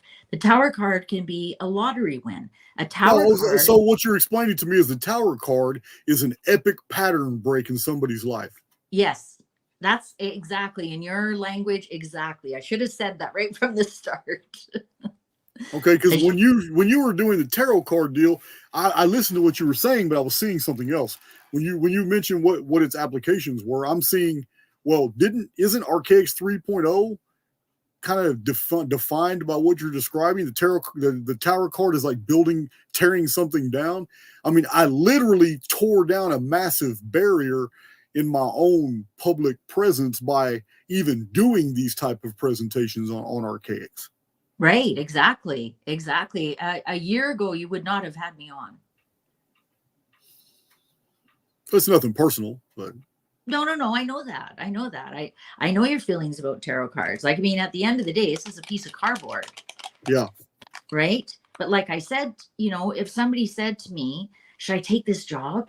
And my intuition said, nah, I don't know if I would. And they go, okay. And they go on and they take the job. But if they said, should I take this job? And I go, well, what would you do? Or if I showed them the devil, like if I, randomly pulled out the devil card, oh, okay, thank you. I won't take the job. The information is the same. It's just how I delivered it was more convincing because I showed them a piece of paper. I showed them a piece of cardboard with a picture on it. Right. You know what I mean? I get it. So I'm a real big believer that we write our own field, but the ability to write our own field doesn't in any way negate the fact that people like you can read the field as it is at any moment in time. Yeah. Like, do you remember I said that quote to you? And this is my quote. So you have 100% control what you put into the mirror. You have 0% control what the mirror reflects back to you. So, for example, you can put on an outfit, think you're all that. and you look in the mirror and the mirror tells you, man, that makes your ass look fat. You may not want to wear that tonight. Right. Right? You know, you don't go to the mirror and put your lipstick on the mirror. You put your lipstick on the lips. So to me, the field or the universe is just a mirror of what's going on. And I can see that mirror clearer than other people can for themselves. It's pretty interesting. Well, I look at it this way. How many people do you know they're in a couple relationship? Everybody else can see it's a terrible relationship and they are a terrible person. And that other person is being controlled. Like the whole world can see what's happening, but you can't. Like, and that's what I mean. Everybody else can see it, but you can't, and you won't listen to them. And it's because the mirror is showing you something that you want to see versus then looking to see what the mirror is showing you. Right. Right. I get it. Does that make any sense? Yeah, I get it. I get it. I don't have the concepts for each individual cards down. And I suspect that from what I've researched, those concepts are malleable in juxtaposition of cards that were previously laid, or they can change their meanings by a subsequent card laid after. Oh, absolutely. Absolutely. Think of the tower and then the devil. Man, you're in trouble, right? Yeah. But the tower with the knight in shining armor coming to present something to you between these Right. two knights. Right. Well, something good might be coming that changes your life. So the card being upside down, I had a lot of upside down cards in that. You know what? Sometimes it's good. You want the devil card upside down, right? Oh, I had that one upside down. Yeah. Yeah. Now this is being generous, sharing your wealth with people who need it. But in reverse, it's somebody who's taking something from you and not giving back. So there's some people read reversals, some people don't. There's two ways to read reversals. You can either read it the opposite of what that card is. So here's a lot of fun. Here's three people getting along in agreement. So in reverse, you can say, this is three people not getting along and not in agreement, or somebody who is not a friend. Or the other way you can read it is an energy that hasn't happened yet. Now, both are correct, but you just have to pick one. You can't mix it up in your reading. Yeah, So see, I'm not it's so general right now. I mean, I don't fret. I don't worry about anything.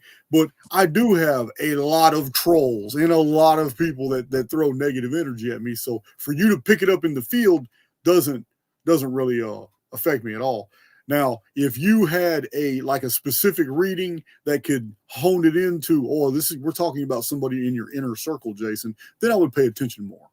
But well, I do have a lot. Your inner circle. Yeah.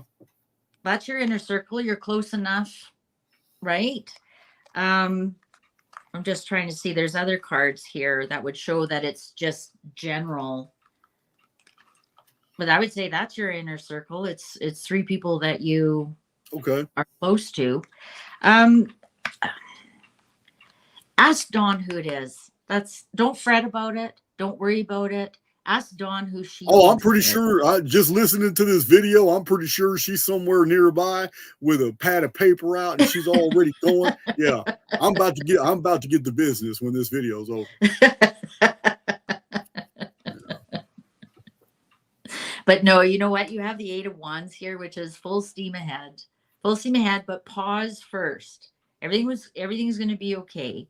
You've got this. This is the Judgment card upright, meaning you've got a second chance. You can do something again. This is karma. So these people were actually in the coffin, and the angel comes along and gives them a second chance. So that's how this is a second chance at something. So you can,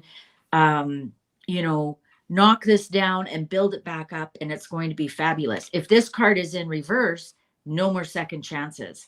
So it's either keep what you've got or don't change something, but you got it upright. So this is telling me it's positive to rebuild this. That's just awesome. Make sure you're doing it with the right people. Make sure you're doing it at the right pace. Got you. because your intentions are pure. That's the first card that showed up. Your intentions are pure. And as you know, your intentions are everything. That's awesome. So in my world, in my universe, I will keep in my field all the positivity that you just projected. And I will do whatever's necessary in the next 4, 5, 6 hours, maybe later tonight when the world starts getting a little bit quieter, and I will rewrite my field. And I do this regularly. This is how I've dealt with all the criticism, how I've dealt with all the trolls, all the attacks. It's not just verbal attacks. Yeah, I've had people show up on my property. I've had veiled threats. I've had software thrown at me.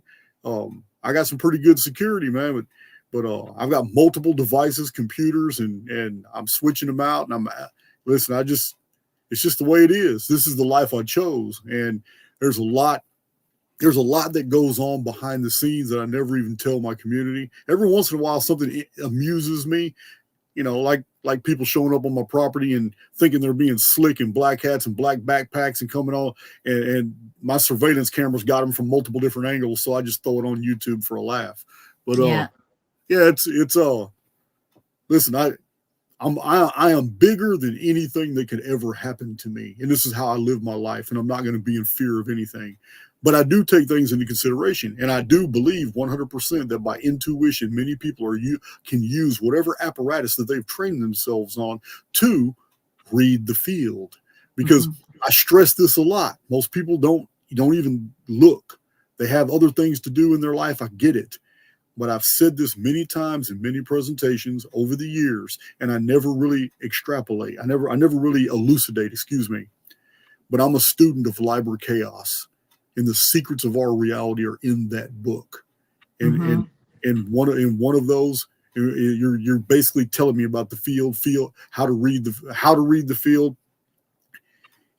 And in Liber Chaos, it literally shows you that every one of these mechanisms through the Dark Ages, Middle Ages, Renaissance period, all these systems of occult operation. Henry Cornelius Agrippa listed a bunch of them. So did Francis Barrett. These systems are real because the individual soul that employs these systems has nothing to do with the system itself.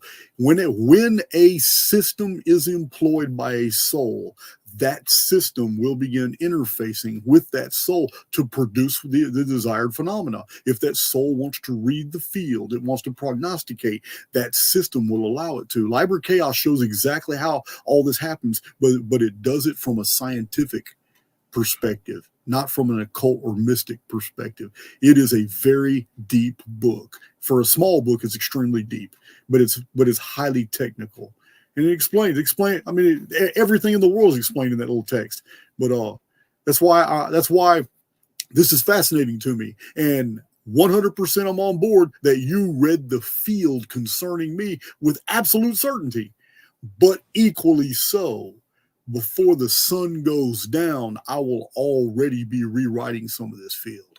Yeah, exactly. I've been meaning to tell you. I keep forgetting to tell you. Actually, I have teaching tarot. I teach tarot, and one of the things I make everybody do right from class 1 is read the Zodiac book, the one that I sent you the PDF for, the one astrology Zodiac book. Are you talking about the 1893 book? Yeah. The one I've shared with about 10,000 people. Yeah, I was the one who sent you the PDF. I saw your one live ago. I can't remember who sent me the PDF. I sent you the PDF. And Dawn has sent that book to hundreds of people. I have sent that book to thousands of people who have asked me for it. I keep it on my desktop. When somebody asks me in an email, I just copy and paste it into the email and I send it to them. And I make that mandatory reading in the first class that I do, because that clearly explains all the court cards. So I make them read what is the Gemini, what is the Sagittarius, and then I match it up, because I'm going to tell you these cards are from 1909, and that was the reference book that that Dr. Waite used making these court. Now these cards these are the originals from 1909 that were developed by Pamela Coleman Smith. She's the artist, but she was directed by Arthur White, a Rosicrucian, on what the character of the cards should look like. And he Really? used that book. To determine what the character should look like. So this is Leo. The Queen of Swords is Libra. And if you read that book and then look at the pictures, then you realize how close they are. So I make that all mandatory, and the first class, everybody has to read it so they understand the court cards clearer. Like, this is Sagittarius. He loves to travel. He's, the bachelor of the astrology, of the zodiac, etc., etc. Yeah. Yeah. That's amazing. So, okay. So you did a reading focused on me. So, or actually you focused on me as it applied, I guess, to Archaix 3.0, because it was very specific. It wasn't just me. It was also my work, what I'm doing. So I'm trying to think of one more example of, like, how about not focused on a personality, but on a phenomenon? Absolutely. Those are my favorite. Oh, okay. So I tell you what, I'm going to take the best example from the chat. What do you want Shanta to do a reading on? What phenomenon? What mystery? What come up with something unique? Maybe I'll choose two of them if you got the time. Absolutely. I call it Conspirit C. CON-Spirit-C, because I'm talking to the spirits to figure it out. Conspiracy. Okay, so I'm looking in the chat right now for any ideas.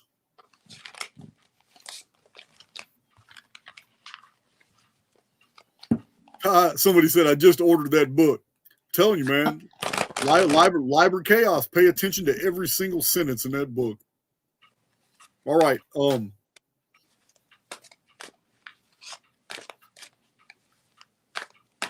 Facts. Maybe I haven't scrolled down far enough. I haven't seen any suggestions yet. Somebody put the PDF. There's free PDFs online of Liber Chaos by Peter Carroll.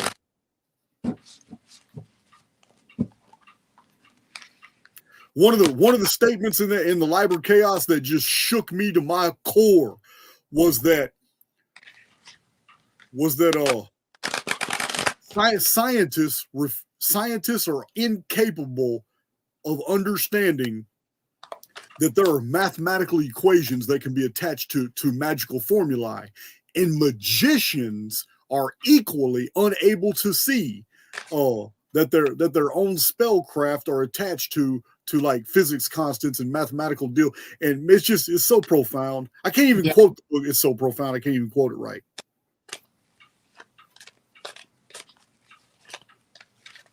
Oh, and here's the other book, The Influence of the Zodiac on Human Life. Yeah, it's another book. I recommend it. I recommended that book long before I even entertained Zodiac. I mean, it nailed me to a T. Yeah. Okay. Oh, look at this. Shanti. The first one I saw was 2040. Then somebody said May 2040. Then somebody said Phoenix 2040 again. All right. So look, 2040 again. So this is, okay, in the month of May 2040, you already know, you're very familiar with my Phoenix phenomenon research. Yeah. This is not the total reset of the world. This is the sixth seal, and it's going to be particularly systemic. It's going to be worldwide. But this is the sixth sky dragon of Mother Shipton. This was mentioned by Nostradamus. This is the return of Fenrir to eat the moon in the Nordic traditions. But it's not the end of the world.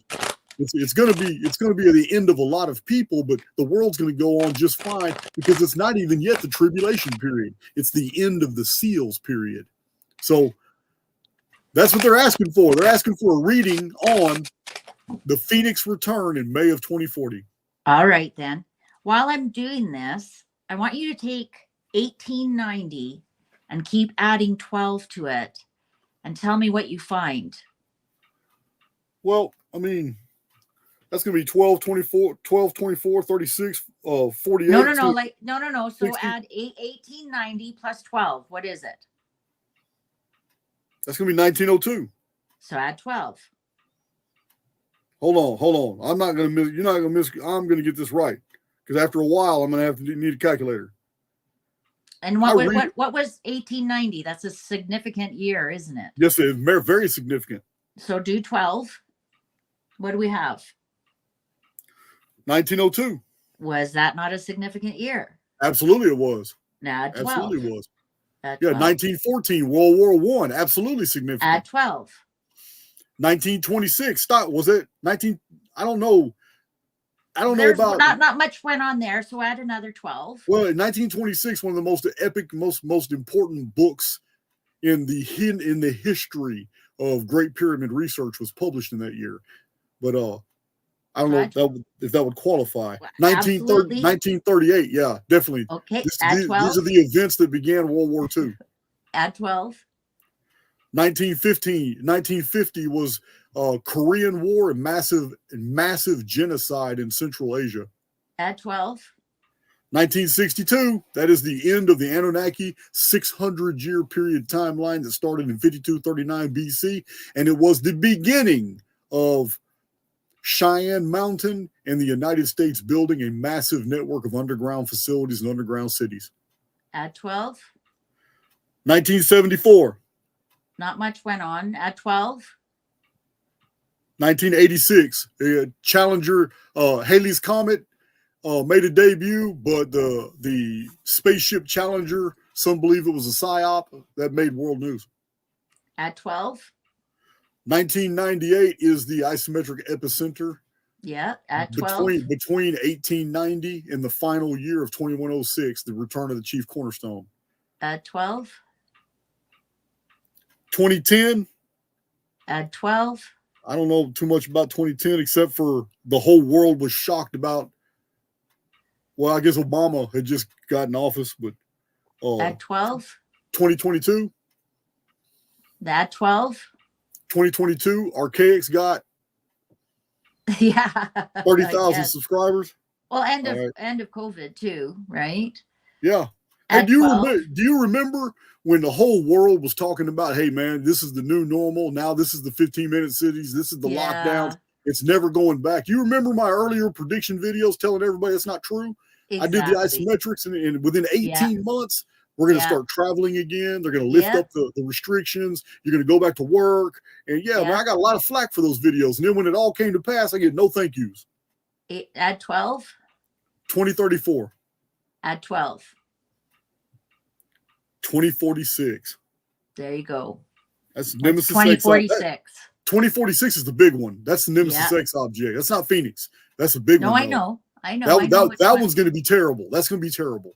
I know. But see, look at that. Every 12 years, what's going on since 1890. Yeah. Well, 2106 is also 2106 is on that 12-year pattern. And so is 2178 systemic reset. I know. I've been, I discovered that, Jason. That's mine. That's yours. You can have it. Isn't that incredible? Yeah. It's crazy. Sorry, I didn't mean to bore anybody, but I thought that was fascinating. I found that 12-year pattern. Anyways, let's talk about 2040. Let's say mid-May 2040. Yep. What do the cards have to tell us? I'm just going to clear off the last reading. What do the cards have to tell us about May 2040? May 2040. May 2040. What's the most important thing we need to know? What can the cards tell us about May 2040? What do the cards want to tell us about May 2040? Oh, what popped out there? So that's pretty significant. Money. So that's pretty significant when something pops out? Sometimes it can be. And then I put it back in and see if it shows up again. A female is going to be very important. So I wonder if there's going to be like a female president or something. All right, they're ready. I can tell they're ready when they don't want to shuffle anymore. Okay. Well, there's definitely seven. So this is Seven of Swords in reverse. There's definitely some kind of strategy. Wow. Embattled. We might be in some type of war before that shows up. King of Wands. It's going to be very militant. The Devil. The Devil upright. The upright. And the Chariot upright. We're going to be in some kind of war. There's definitely going to be some kind of war then. We're going to be quite embattled. Let's keep reading. Nobody's going to know what to do. There's actually no plans. Here's, okay, so we had the Queen of Pentacles pop out. Now here's the Nine of Pentacles and the King of Wands. We're going to see a couple rise to the top. And he's going to be he could be an army person, or he could be an entrepreneur, and she's going to be quite wealthy. So are we going to see like leaders somehow? What's going on? They've got lots and lots of money, this couple. Oh yeah, for sure. There's definitely going to be a lot of propaganda, psyops. It may even be like false flag wars with the Magician here in reverse. This is the trickster energy on the Devil. So what do you think the trickster energy on the Devil is? The Chariot is definitely, we've got some kind of military control going on here. Queen of Cups in reverse. People are going to be out of their mind. A lot of this woke bullshit is still going to, oh, can I say that? A lot of this woke stuff will still be going on. People will be still talking about the new earth, the fifth dimension, use your consciousness to vibrate out of here. That's the Queen of Cups. She's the cray-cray one. So we're still going to see a lot of that. Justice in reverse. Guys, this war is going to be illegal, or it's going to be like, I don't know how you false flag a whole war, but there's definitely going to be some kind of military lockdown that is completely unnecessary, completely unfair. And it's going to be because people are hysterical. So I'm thinking that, I'm wondering if this whole COVID thing was a practice run. This is the kind of thing, like, people were hysterical. You're going to kill my grandmother if you don't get the shot. You know, that kind of thing, like really, really hysterical. But this is something going on here, and there's going to be a couple who are leading. So you think about who are the strong couples right now, and I'm no way saying that this is them, but this is probably them. Obama's. He's a Leo and she's a Capricorn, or he, whatever you want to call Big Mike. But here they are. How old would they be? It's 15 years from now. In their 70s. They only just turned 60. Okay. Right? And you think, how old's Trump? How old, right? I mean, they'd be in their 70s. Are they? And I don't think they've ever let go of power, to tell you the truth. Yeah, I think they were the power behind Biden. I'm Canadian. I don't vote either way. I just read the cards and I pick up on things. Yeah. This might be them. They might continue to rise to power behind the scenes, because he's a Leo and she's a Capricorn, or he. But yeah, this is definitely something going on. Oh, there's the Tower in reverse. Yeah. You know what might happen is we might have this Tower moment, and then the military locks things down to take control of things. What's the underlying here? I think there's going to be a real big build up to it. I think there's going to be a lot of fear mongering. I think there's going to be a lot of people self-victimizing, meaning that, listening to the media and oh, I better, I might kill grandma if I go give her a kiss. It's certainly going to be a redistribution of wealth that is not fair. We might have, sometimes the Knight of Cups. Look at Knight of Cups, Knight of Wands. Those two were in yours. You saw how many times I shuffled them. I think we're going to see younger people rise to become our heroes. And this can also be firefighters, policemen, knights, right? You think of people who protect us.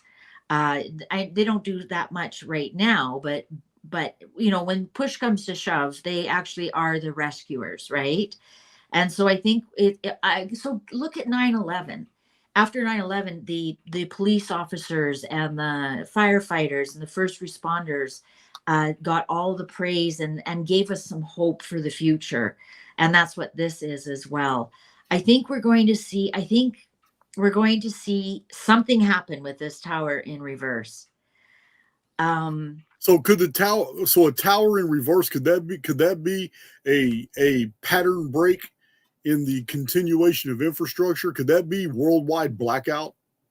Absolutely. So the tower upright is the hand of God. You do not see this coming, right? You fall in love, you win a lottery, you lose your job for no reason. You do not see this coming. When it's in reverse, you see it coming because of sometimes it can be man-made, sometimes it can be because of the choices that you make. And so absolutely it could be the Phoenix phenomenon because we see it coming, right? Okay. So lockdowns could be because of, think about what would happen to a large portion of the population.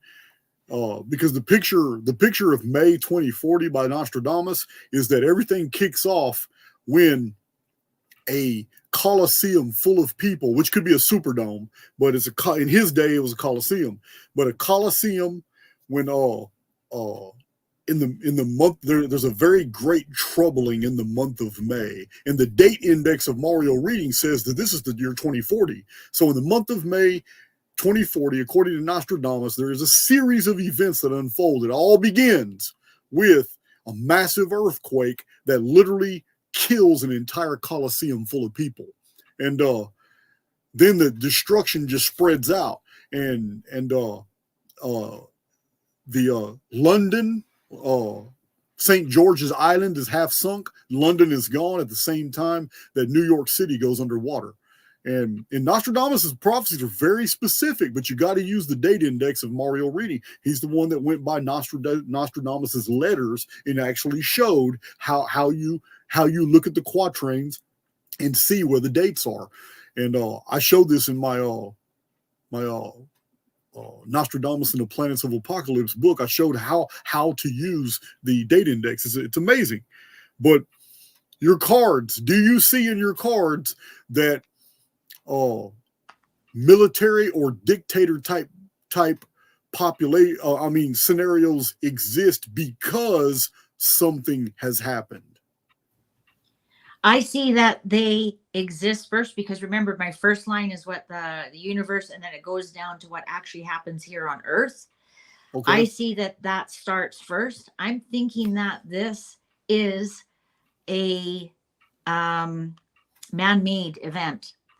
I believe now that they've got, what are they called? That they can do earthquakes and hurricanes and do destruction like that. What are they called? Those the HARP technology?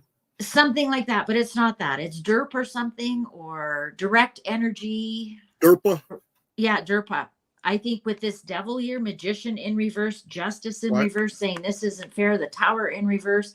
And here's the military card. Here's the leader of the military with his wife who has a lot of money. I think we've got something here that maybe the populace is like fighting against these lockdowns or this military action. So then what they do is they create chaos. I have you just described for me a totally plausible scenario. Imagine that in 15 years, the Phoenix phenomenon is a known thing, and that other researchers have stepped up to the plate since I've initially started the research and have now begun to find all kinds of things in the next 15 years that support, that show this 138-year timeline, 2040 being on the 138. Now it becomes systemic. Everybody knows about it. So the controllers use it to their advantage, and under the guise of preparing populations, they actually create detention camps, which aren't really to help people, but to contain them after this event passes and it's nowhere near as bad as anticipated. Yeah. There's So the 9 of Wands. That's embattled. This is embattled. This is being embattled. The 9 of Wands in reverse. And here's the 3 of Wands that you almost have no hope. 3 of Wands upright is you're waiting for your ship to come in. You've made plans and you've set them out, and now you're kind of waiting for your ship to come in. And, this is somebody who goes to university and they are waiting. They know at the end of 4 years they're graduated, that kind of thing. So that's, right. You've got things going, but it's in reverse. And so people have no hope that things are going to get better, and they're in battle. That's why I'm saying there's some kind of war or some kind of action before this happens. And then, so what they do is, to teach the populace a lesson, is they blow up a Coliseum or something, or create one of those direct energy weapons. Right. And then guess what? Can you imagine the devastation on a Superdome full of people, and they got hit with one of those dew weapons? Yeah. And then all of a sudden now we've got the heroes to look forward. Like right now we've got some positive energy, and now the military looks good and that kind of thing. Let's see what's going on here. You know what? That would be the celebration. That would be where, that's the concert, right? Or whatever it's at. You know what? This is a long-term plan. This is definitely a long-term plan. This actually could be, the clock agrees with me. This is maybe something that they are already starting to plan. This might be a 7-year plan that they are working on right now, or will be working on. They don't have all the pieces in place right now, but this is definitely some kind of long-term plan around some kind of celebration, but they don't have all the pieces in. So maybe some of these, hurricanes or earthquakes that are happening in places that shouldn't be, maybe that's a practice run, right? Let's see if we can get this earthquake going. Let's see if we can get this hurricane going. And this could just be practice runs. Like a lot of people think what happened in Lahaina and in Maui was Durpa. It was just too bizarre of a fire. Yeah. I have a local who lives there who is coming on my show to talk about it. Ooh. I'll watch for that one. I read on that, and it was man-made. Yes, no doubt. Yeah. So I think all these other little ones that are coming along, they're just practicing. So what does the hangman represent? Looking at things from a different point of view, also being stuck. So also it could be like, if somebody's asking me, will I get pregnant? I'd say, yeah, because for 9 months you'll be pregnant, and you'll be, there's a lot of things you can't do while you're pregnant. So again, it's always the context that you're asking. So this just tells me that they're kind of looking at different ways, different scenarios. But this 7 of Pentacles tells me they're looking for this harvest. They have started to plant. And that's why I say they've already tried a little bit, because we have this one that they've harvested already. And now they're looking at different ways they can use this. But this 4 of Wands, this is a foundational celebration. So, this could be, it could actually be in a Coliseum, like a concert. Everybody's having fun, right? But yeah, they don't have everything in. This is the 3 of Pentacles in reverse. They don't have everything in place. I think they're still practicing. So I think, they do have 15 years. Yeah. Yeah. I think we're going to see it ramp up. I think before we get to 2040, we're going to be in some kind of military lockdown. And actually, one of the readings I'm going to do in the next couple of days are we looking at civil war in the US or the UK. Something is gonna, it's matchbox, like it's matchbox Tinder, like it's ready to explode at any minute. Yeah, I'm gonna have to watch that. I mean, I've got my own ideas, and my own idea says that before anything happens to the United States, it would happen to the UK first. And the reason I say this is because the people of the UK, unfortunately, I know they're listening, but it's sad, but they've been groomed for defeat. Oh, yeah. They've been groomed for defeat. They've been groomed. They've been groomed to accept it. They don't have the weapons to fight back. But it's a lot smaller. But the real reason, Shanta, is economic. And what I Oh, mean is the deep state in all their operations absolutely rely on the massive amount of annual wealth stolen from the American people. oh, absolutely. You know what? And they're not going to let anything happen to America until that's the last stroke. It's the last stroke, because in order to subdue the world and do everything they need to do, it literally requires American money. Now, here's my theory on that. Number one, I think the UK is the practice. Like you said, it's a smaller country. They have no weapons. I think the UK is the practice run, just like France was the practice run for the Bolsheviks when they took the royalty out for them to get into Russia. Yeah, the French Revolution was a Bolshevik operation. Absolutely, absolutely, and that was their practice run for Russia. These people they are very patient. So anyways, here's my theory. The Chinese are in Canada, like we've got Chinese police stations here. They're infiltrated our government. And why Canada? Well, Canada is a constitutional monarchy, the British monarchy. If we can get rid of the monarchy in Canada, that's China's first step. Communism cannot come in without a monarchy. So they get rid of, Canada, we got China in Canada. That's communism. China, the Bolsheviks also got into China. Don't kid yourself. Yeah. Then they're going to go after the UK, right? They're weakening the British monarchy. They cannot get into the UK until the monarchy is gone. The monarchy is the last wall to communism. And that's why they killed the king in France. That's why they killed the royalty in Russia. Except now we don't chop people's heads off.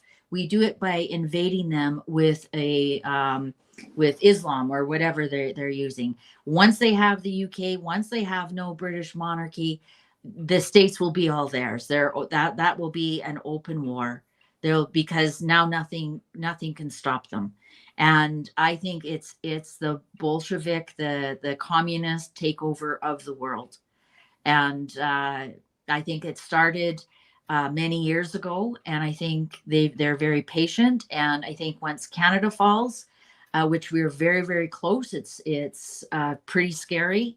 I think UK won't be far behind. And then after that, once the US goes, the world's in big, big trouble. Big trouble. That's my theory, and I'm sticking to it. Yeah. Oh, yeah. It's interesting. It's all very interesting. So that's a reading on a phenomenon and a reading on a person. Are there any other type of readings? Does anybody want like some gossip readings? You want me to snoop around and see like what's going on with Billy Carson? Just kidding. Do you want to know Billy Carson looks like he's getting in more and more trouble. I posted a video today on Archaix TV. It's a short video. A black guy is giving us the business on what's going on in Billy Carson's legal life, and it does not look good.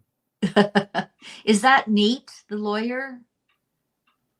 No, this is somebody. This is another YouTuber. Okay. Who just recently did a video. So I posted it on Archaix TV because you can only be in the grift game so long before the shit comes back and bites you in the ass. Yeah, exactly. I mean? Yeah, that's why. Yeah, come on, it's just ridiculous. It's selling crypto. He got that whole package going. There were a lot of people mad at him about, he was charging $8,000, and it was a real good gimmick. It sounded great, but people thought they were investing in his crypto program where you put $8,000 in there and he's using a real account and doing crypto. But the fine print was you're only getting a PDF download, advice on how to invest your own crypto. $8,000. Wow. $8,000 for that. Wow. Got a lot of people pissed. Wow. And yeah, see, I'm not. For look, I'm not. That's why I'm not with it. I've backed off of Billy Carson because he's epic shill. He's graduated to the elite level of shills. And I'm going to tell you now, there's nothing good is going to come of that. He's going to get taken down. There's a whole Facebook group dedicated to bringing him down. And they're always putting out legal information about what's going on. He's being sued from multiple different. I'm staying away from him because he's in crash and burn. Yeah. That's crazy. I don't know. Any suggestions in the comment box? Do a short reading on some gossip. Who could come up with some gossip? Because that is not my That I'm is not not doing my. I'm not doing Taylor and Travis. I already did that one. That's on my channel. That's all fake. Yeah. No, I'm just kidding. I don't know if anybody wants any gossip ones or not. All right. If you want to see any royal gossip, that's all on my channel too. Um, I've already done Trump and all of that. That's all on my channel. Yeah, she's got a lot of videos, guys. I know my moderators will put the links in there. You can go in the description box and you go check out all her videos. She's done a lot of she's just done a lot of these type of you could call them tarot decodes on Yeah, exactly. all kinds of people and phenomena and all that. So, okay, we'll do one real fast. I just come up with an awesome idea. We'll do one super fast. All right. Because it's on a phenomenon that I don't give a damn about no more because I believe it's all psyop. But a lot of people are still feeding into it because this is what mainstream media, the government, and now the religious quarter is just saturating us with. I mean, you have preachers that are now basically inviting members of their own congregations to just leave their church if they're not going to vote in a certain way. It's getting ridiculous. This Trump Harris, this whole political deal when both political sides are owned by the same people. So I'm just let's do a little reading on, are there any surprises coming, or what's it look like, a male or a female, for the U.S. presidential election in November? All right. You know what? I'm going to change my cards. These are the cards I use for that kind of thing. And I've done some election videos, and I had to turn the comments off because people are absolutely People get triggered about that. I know. They're insane. I got some good moderators, though. They will axe them. Okay. All right. Any surprises coming for the election? Any surprises? Any surprises, or is it? Or will the cards reveal if we're dealing with male or female energy here? Okay. All right. So upright positive, reversals negative. Upright positives. Any surprises? This is going to be a different layout than what we're doing. We're just going to do a quick reading. Any surprises? Upright positive, male, female. All right. So same old, same old. 6 of Cups upright. 5 of Pentacles upright. 2 of Wands upright. Temperance upright. This, I've never seen this before. All of them upright. 6 of Swords upright. Oh, there we go. Knight of Pentacles in reverse. And the 6 of Wands in reverse. Now, earlier this year in March, my cards told me Biden would drop out. Now, my cards have also told me Harris will not be on the ticket. And I don't know what that means. The Hangman now is in reverse. I think one of the vice presidents might have to drop out here. We have a Knight of Pentacles in reverse. And the 5 of Pentacles, it mirrors. We might see a vice president drop out for some reason. And move on. And that might be a surprise. That might be a shock that we see a vice president, one of the vice president candidates, move on. Or not participate or have to drop out for some. It's drop out. It's Knight of Pentacles dropping on his head. I think we might see something about money, about maybe a campaign becoming looking for other forms of income, running out of money. Somehow there's something to do with money with one of the campaigns. I think it's going to be a very, very, very, very, very tight race. I'm particularly not getting male or female. We have the Hangman in reverse. I think there's going to be lots of delays. There's going to be something delayed. Let's just ask the cards, male or female. So we're going to see a vice president drop out, and they're both males. I'm not getting anybody sitting on a throne here. One of the campaigns is going to run out of money. Now, wasn't there something about Harris about she didn't have access to some of the money that was dedicated to Biden or something like that. So I do know this. Oh, the Democratic ticket is suffering a lot in the money deal, and this goes back to the Sam Bankman-Fried scam. You remember when they collapsed all that? Right. Well, that was a major Democratic. That was the majority of Democratic money was coming from that scam. That scam's been exposed since the last election. And that makes sense because it's the incumbents. It's the people who, this is the past card. So it's who's in there right now. So yeah, they're still limping along looking for money. So let's ask the cards again. Come on, male or female? I just saw a political ad of hers too, and all the ad was really doing was donate to her fund. Look at that. I went to drop it, and these two cards, this one card dropped. You know what? I don't think the universe even knows right now. I don't think the field knows what's going on right now. Patience. This is the patience card. Things have been set in motion. Patience. I don't have male or female here. I think something is going to be released. I think one of the vice presidents is not going to make it. No, the universe is not giving me any answers. So that tells me that this is more convoluted than we know. In January, I actually did a reading and I said there will be no election. And I'm kind of standing by that. And I don't know what's going to happen.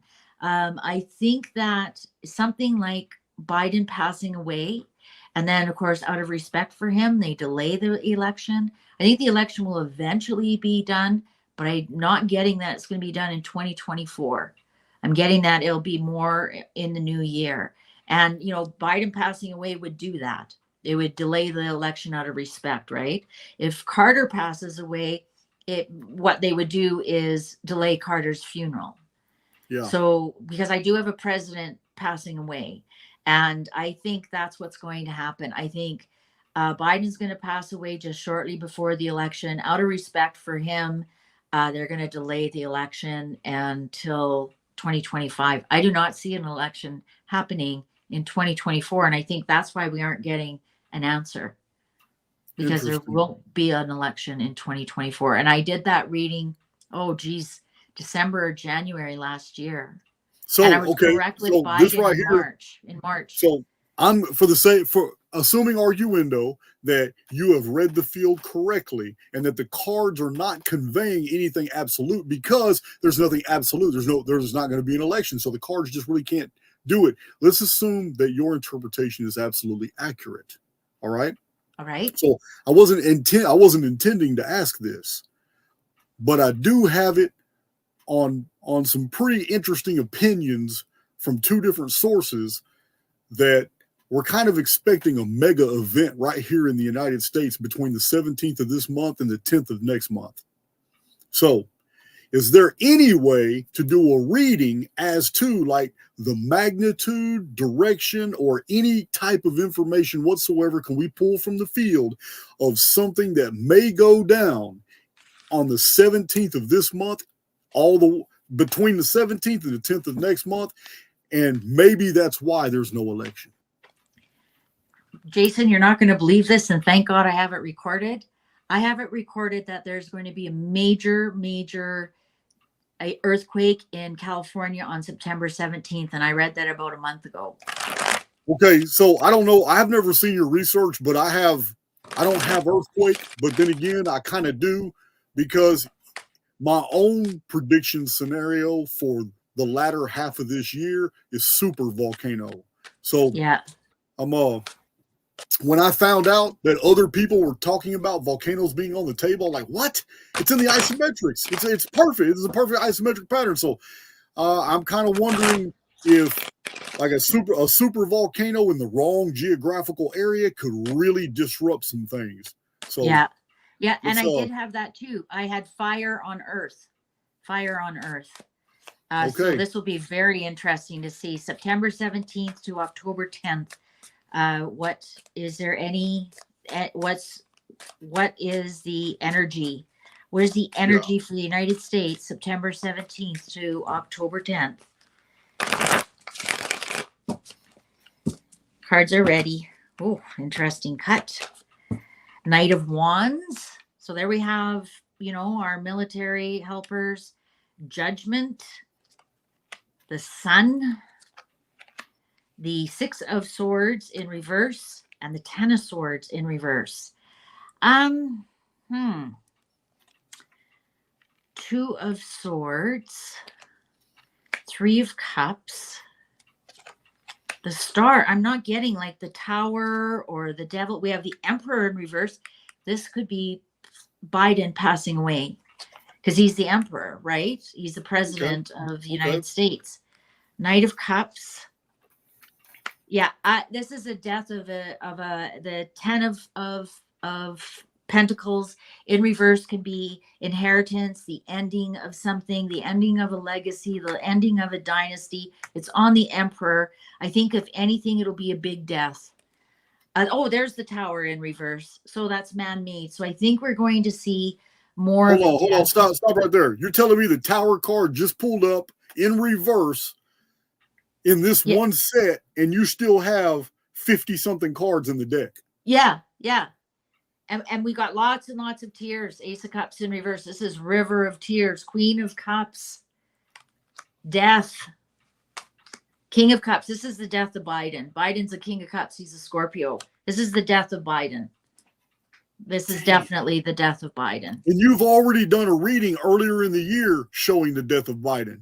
Well, yeah, in March, I said Biden would not be on the presidential ticket. You should have seen the vitriol. I mean, this is so interesting to me because I know the deck has 78 cards. You've pulled out less than 20 cards. Yeah. Therefore, listen, when it comes to mathematical probabilities, to pull out the cards that tell the narrative of what you have already previously pulled from the field, and yet do it so in a different series of cards, but using the same necessary cards is amazing to me. It's amazing to me. And it's only amazing because there's still over 50 cards in that deck.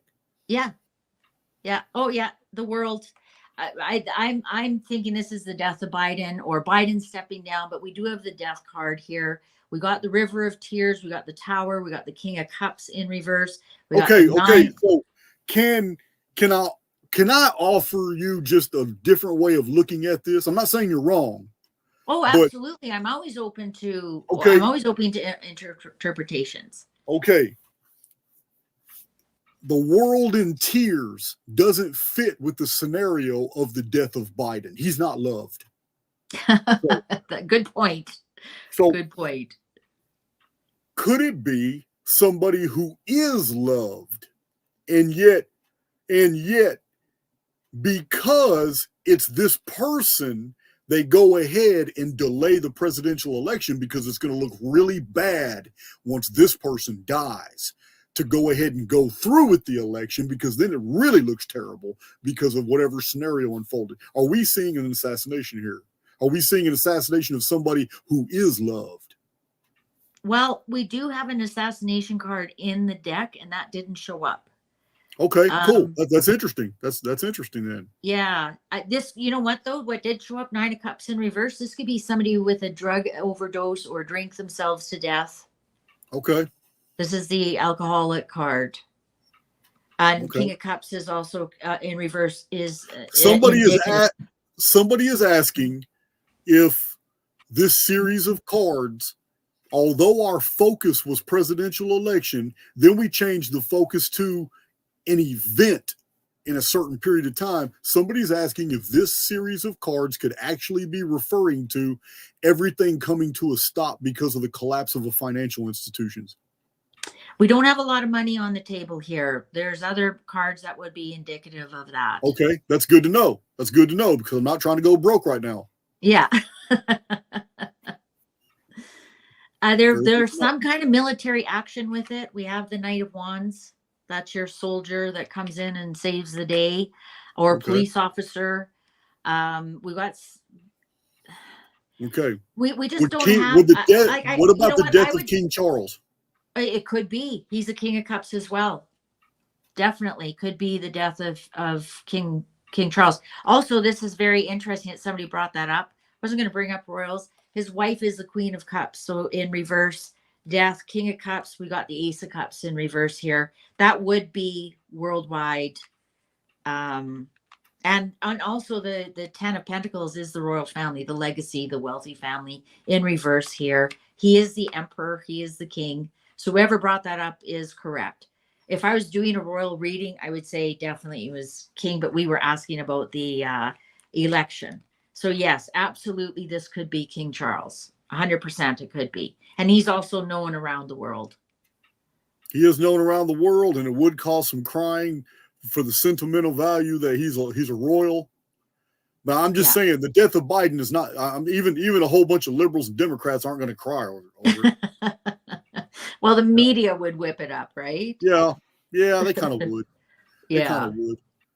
But so wouldn't it be interesting? Wouldn't it really be interesting if Hunter Biden's guilty? They're delaying punishment. Biden or some Democrat actually gets put in office and is in position, and right before they're about to acquit issue a presidential pardon to old boy, they get off, they die, the whole world comes and stops the election and all that, and old boy doesn't get his pardon and ends up going up the river. Wouldn't that be interesting? That would be very interesting.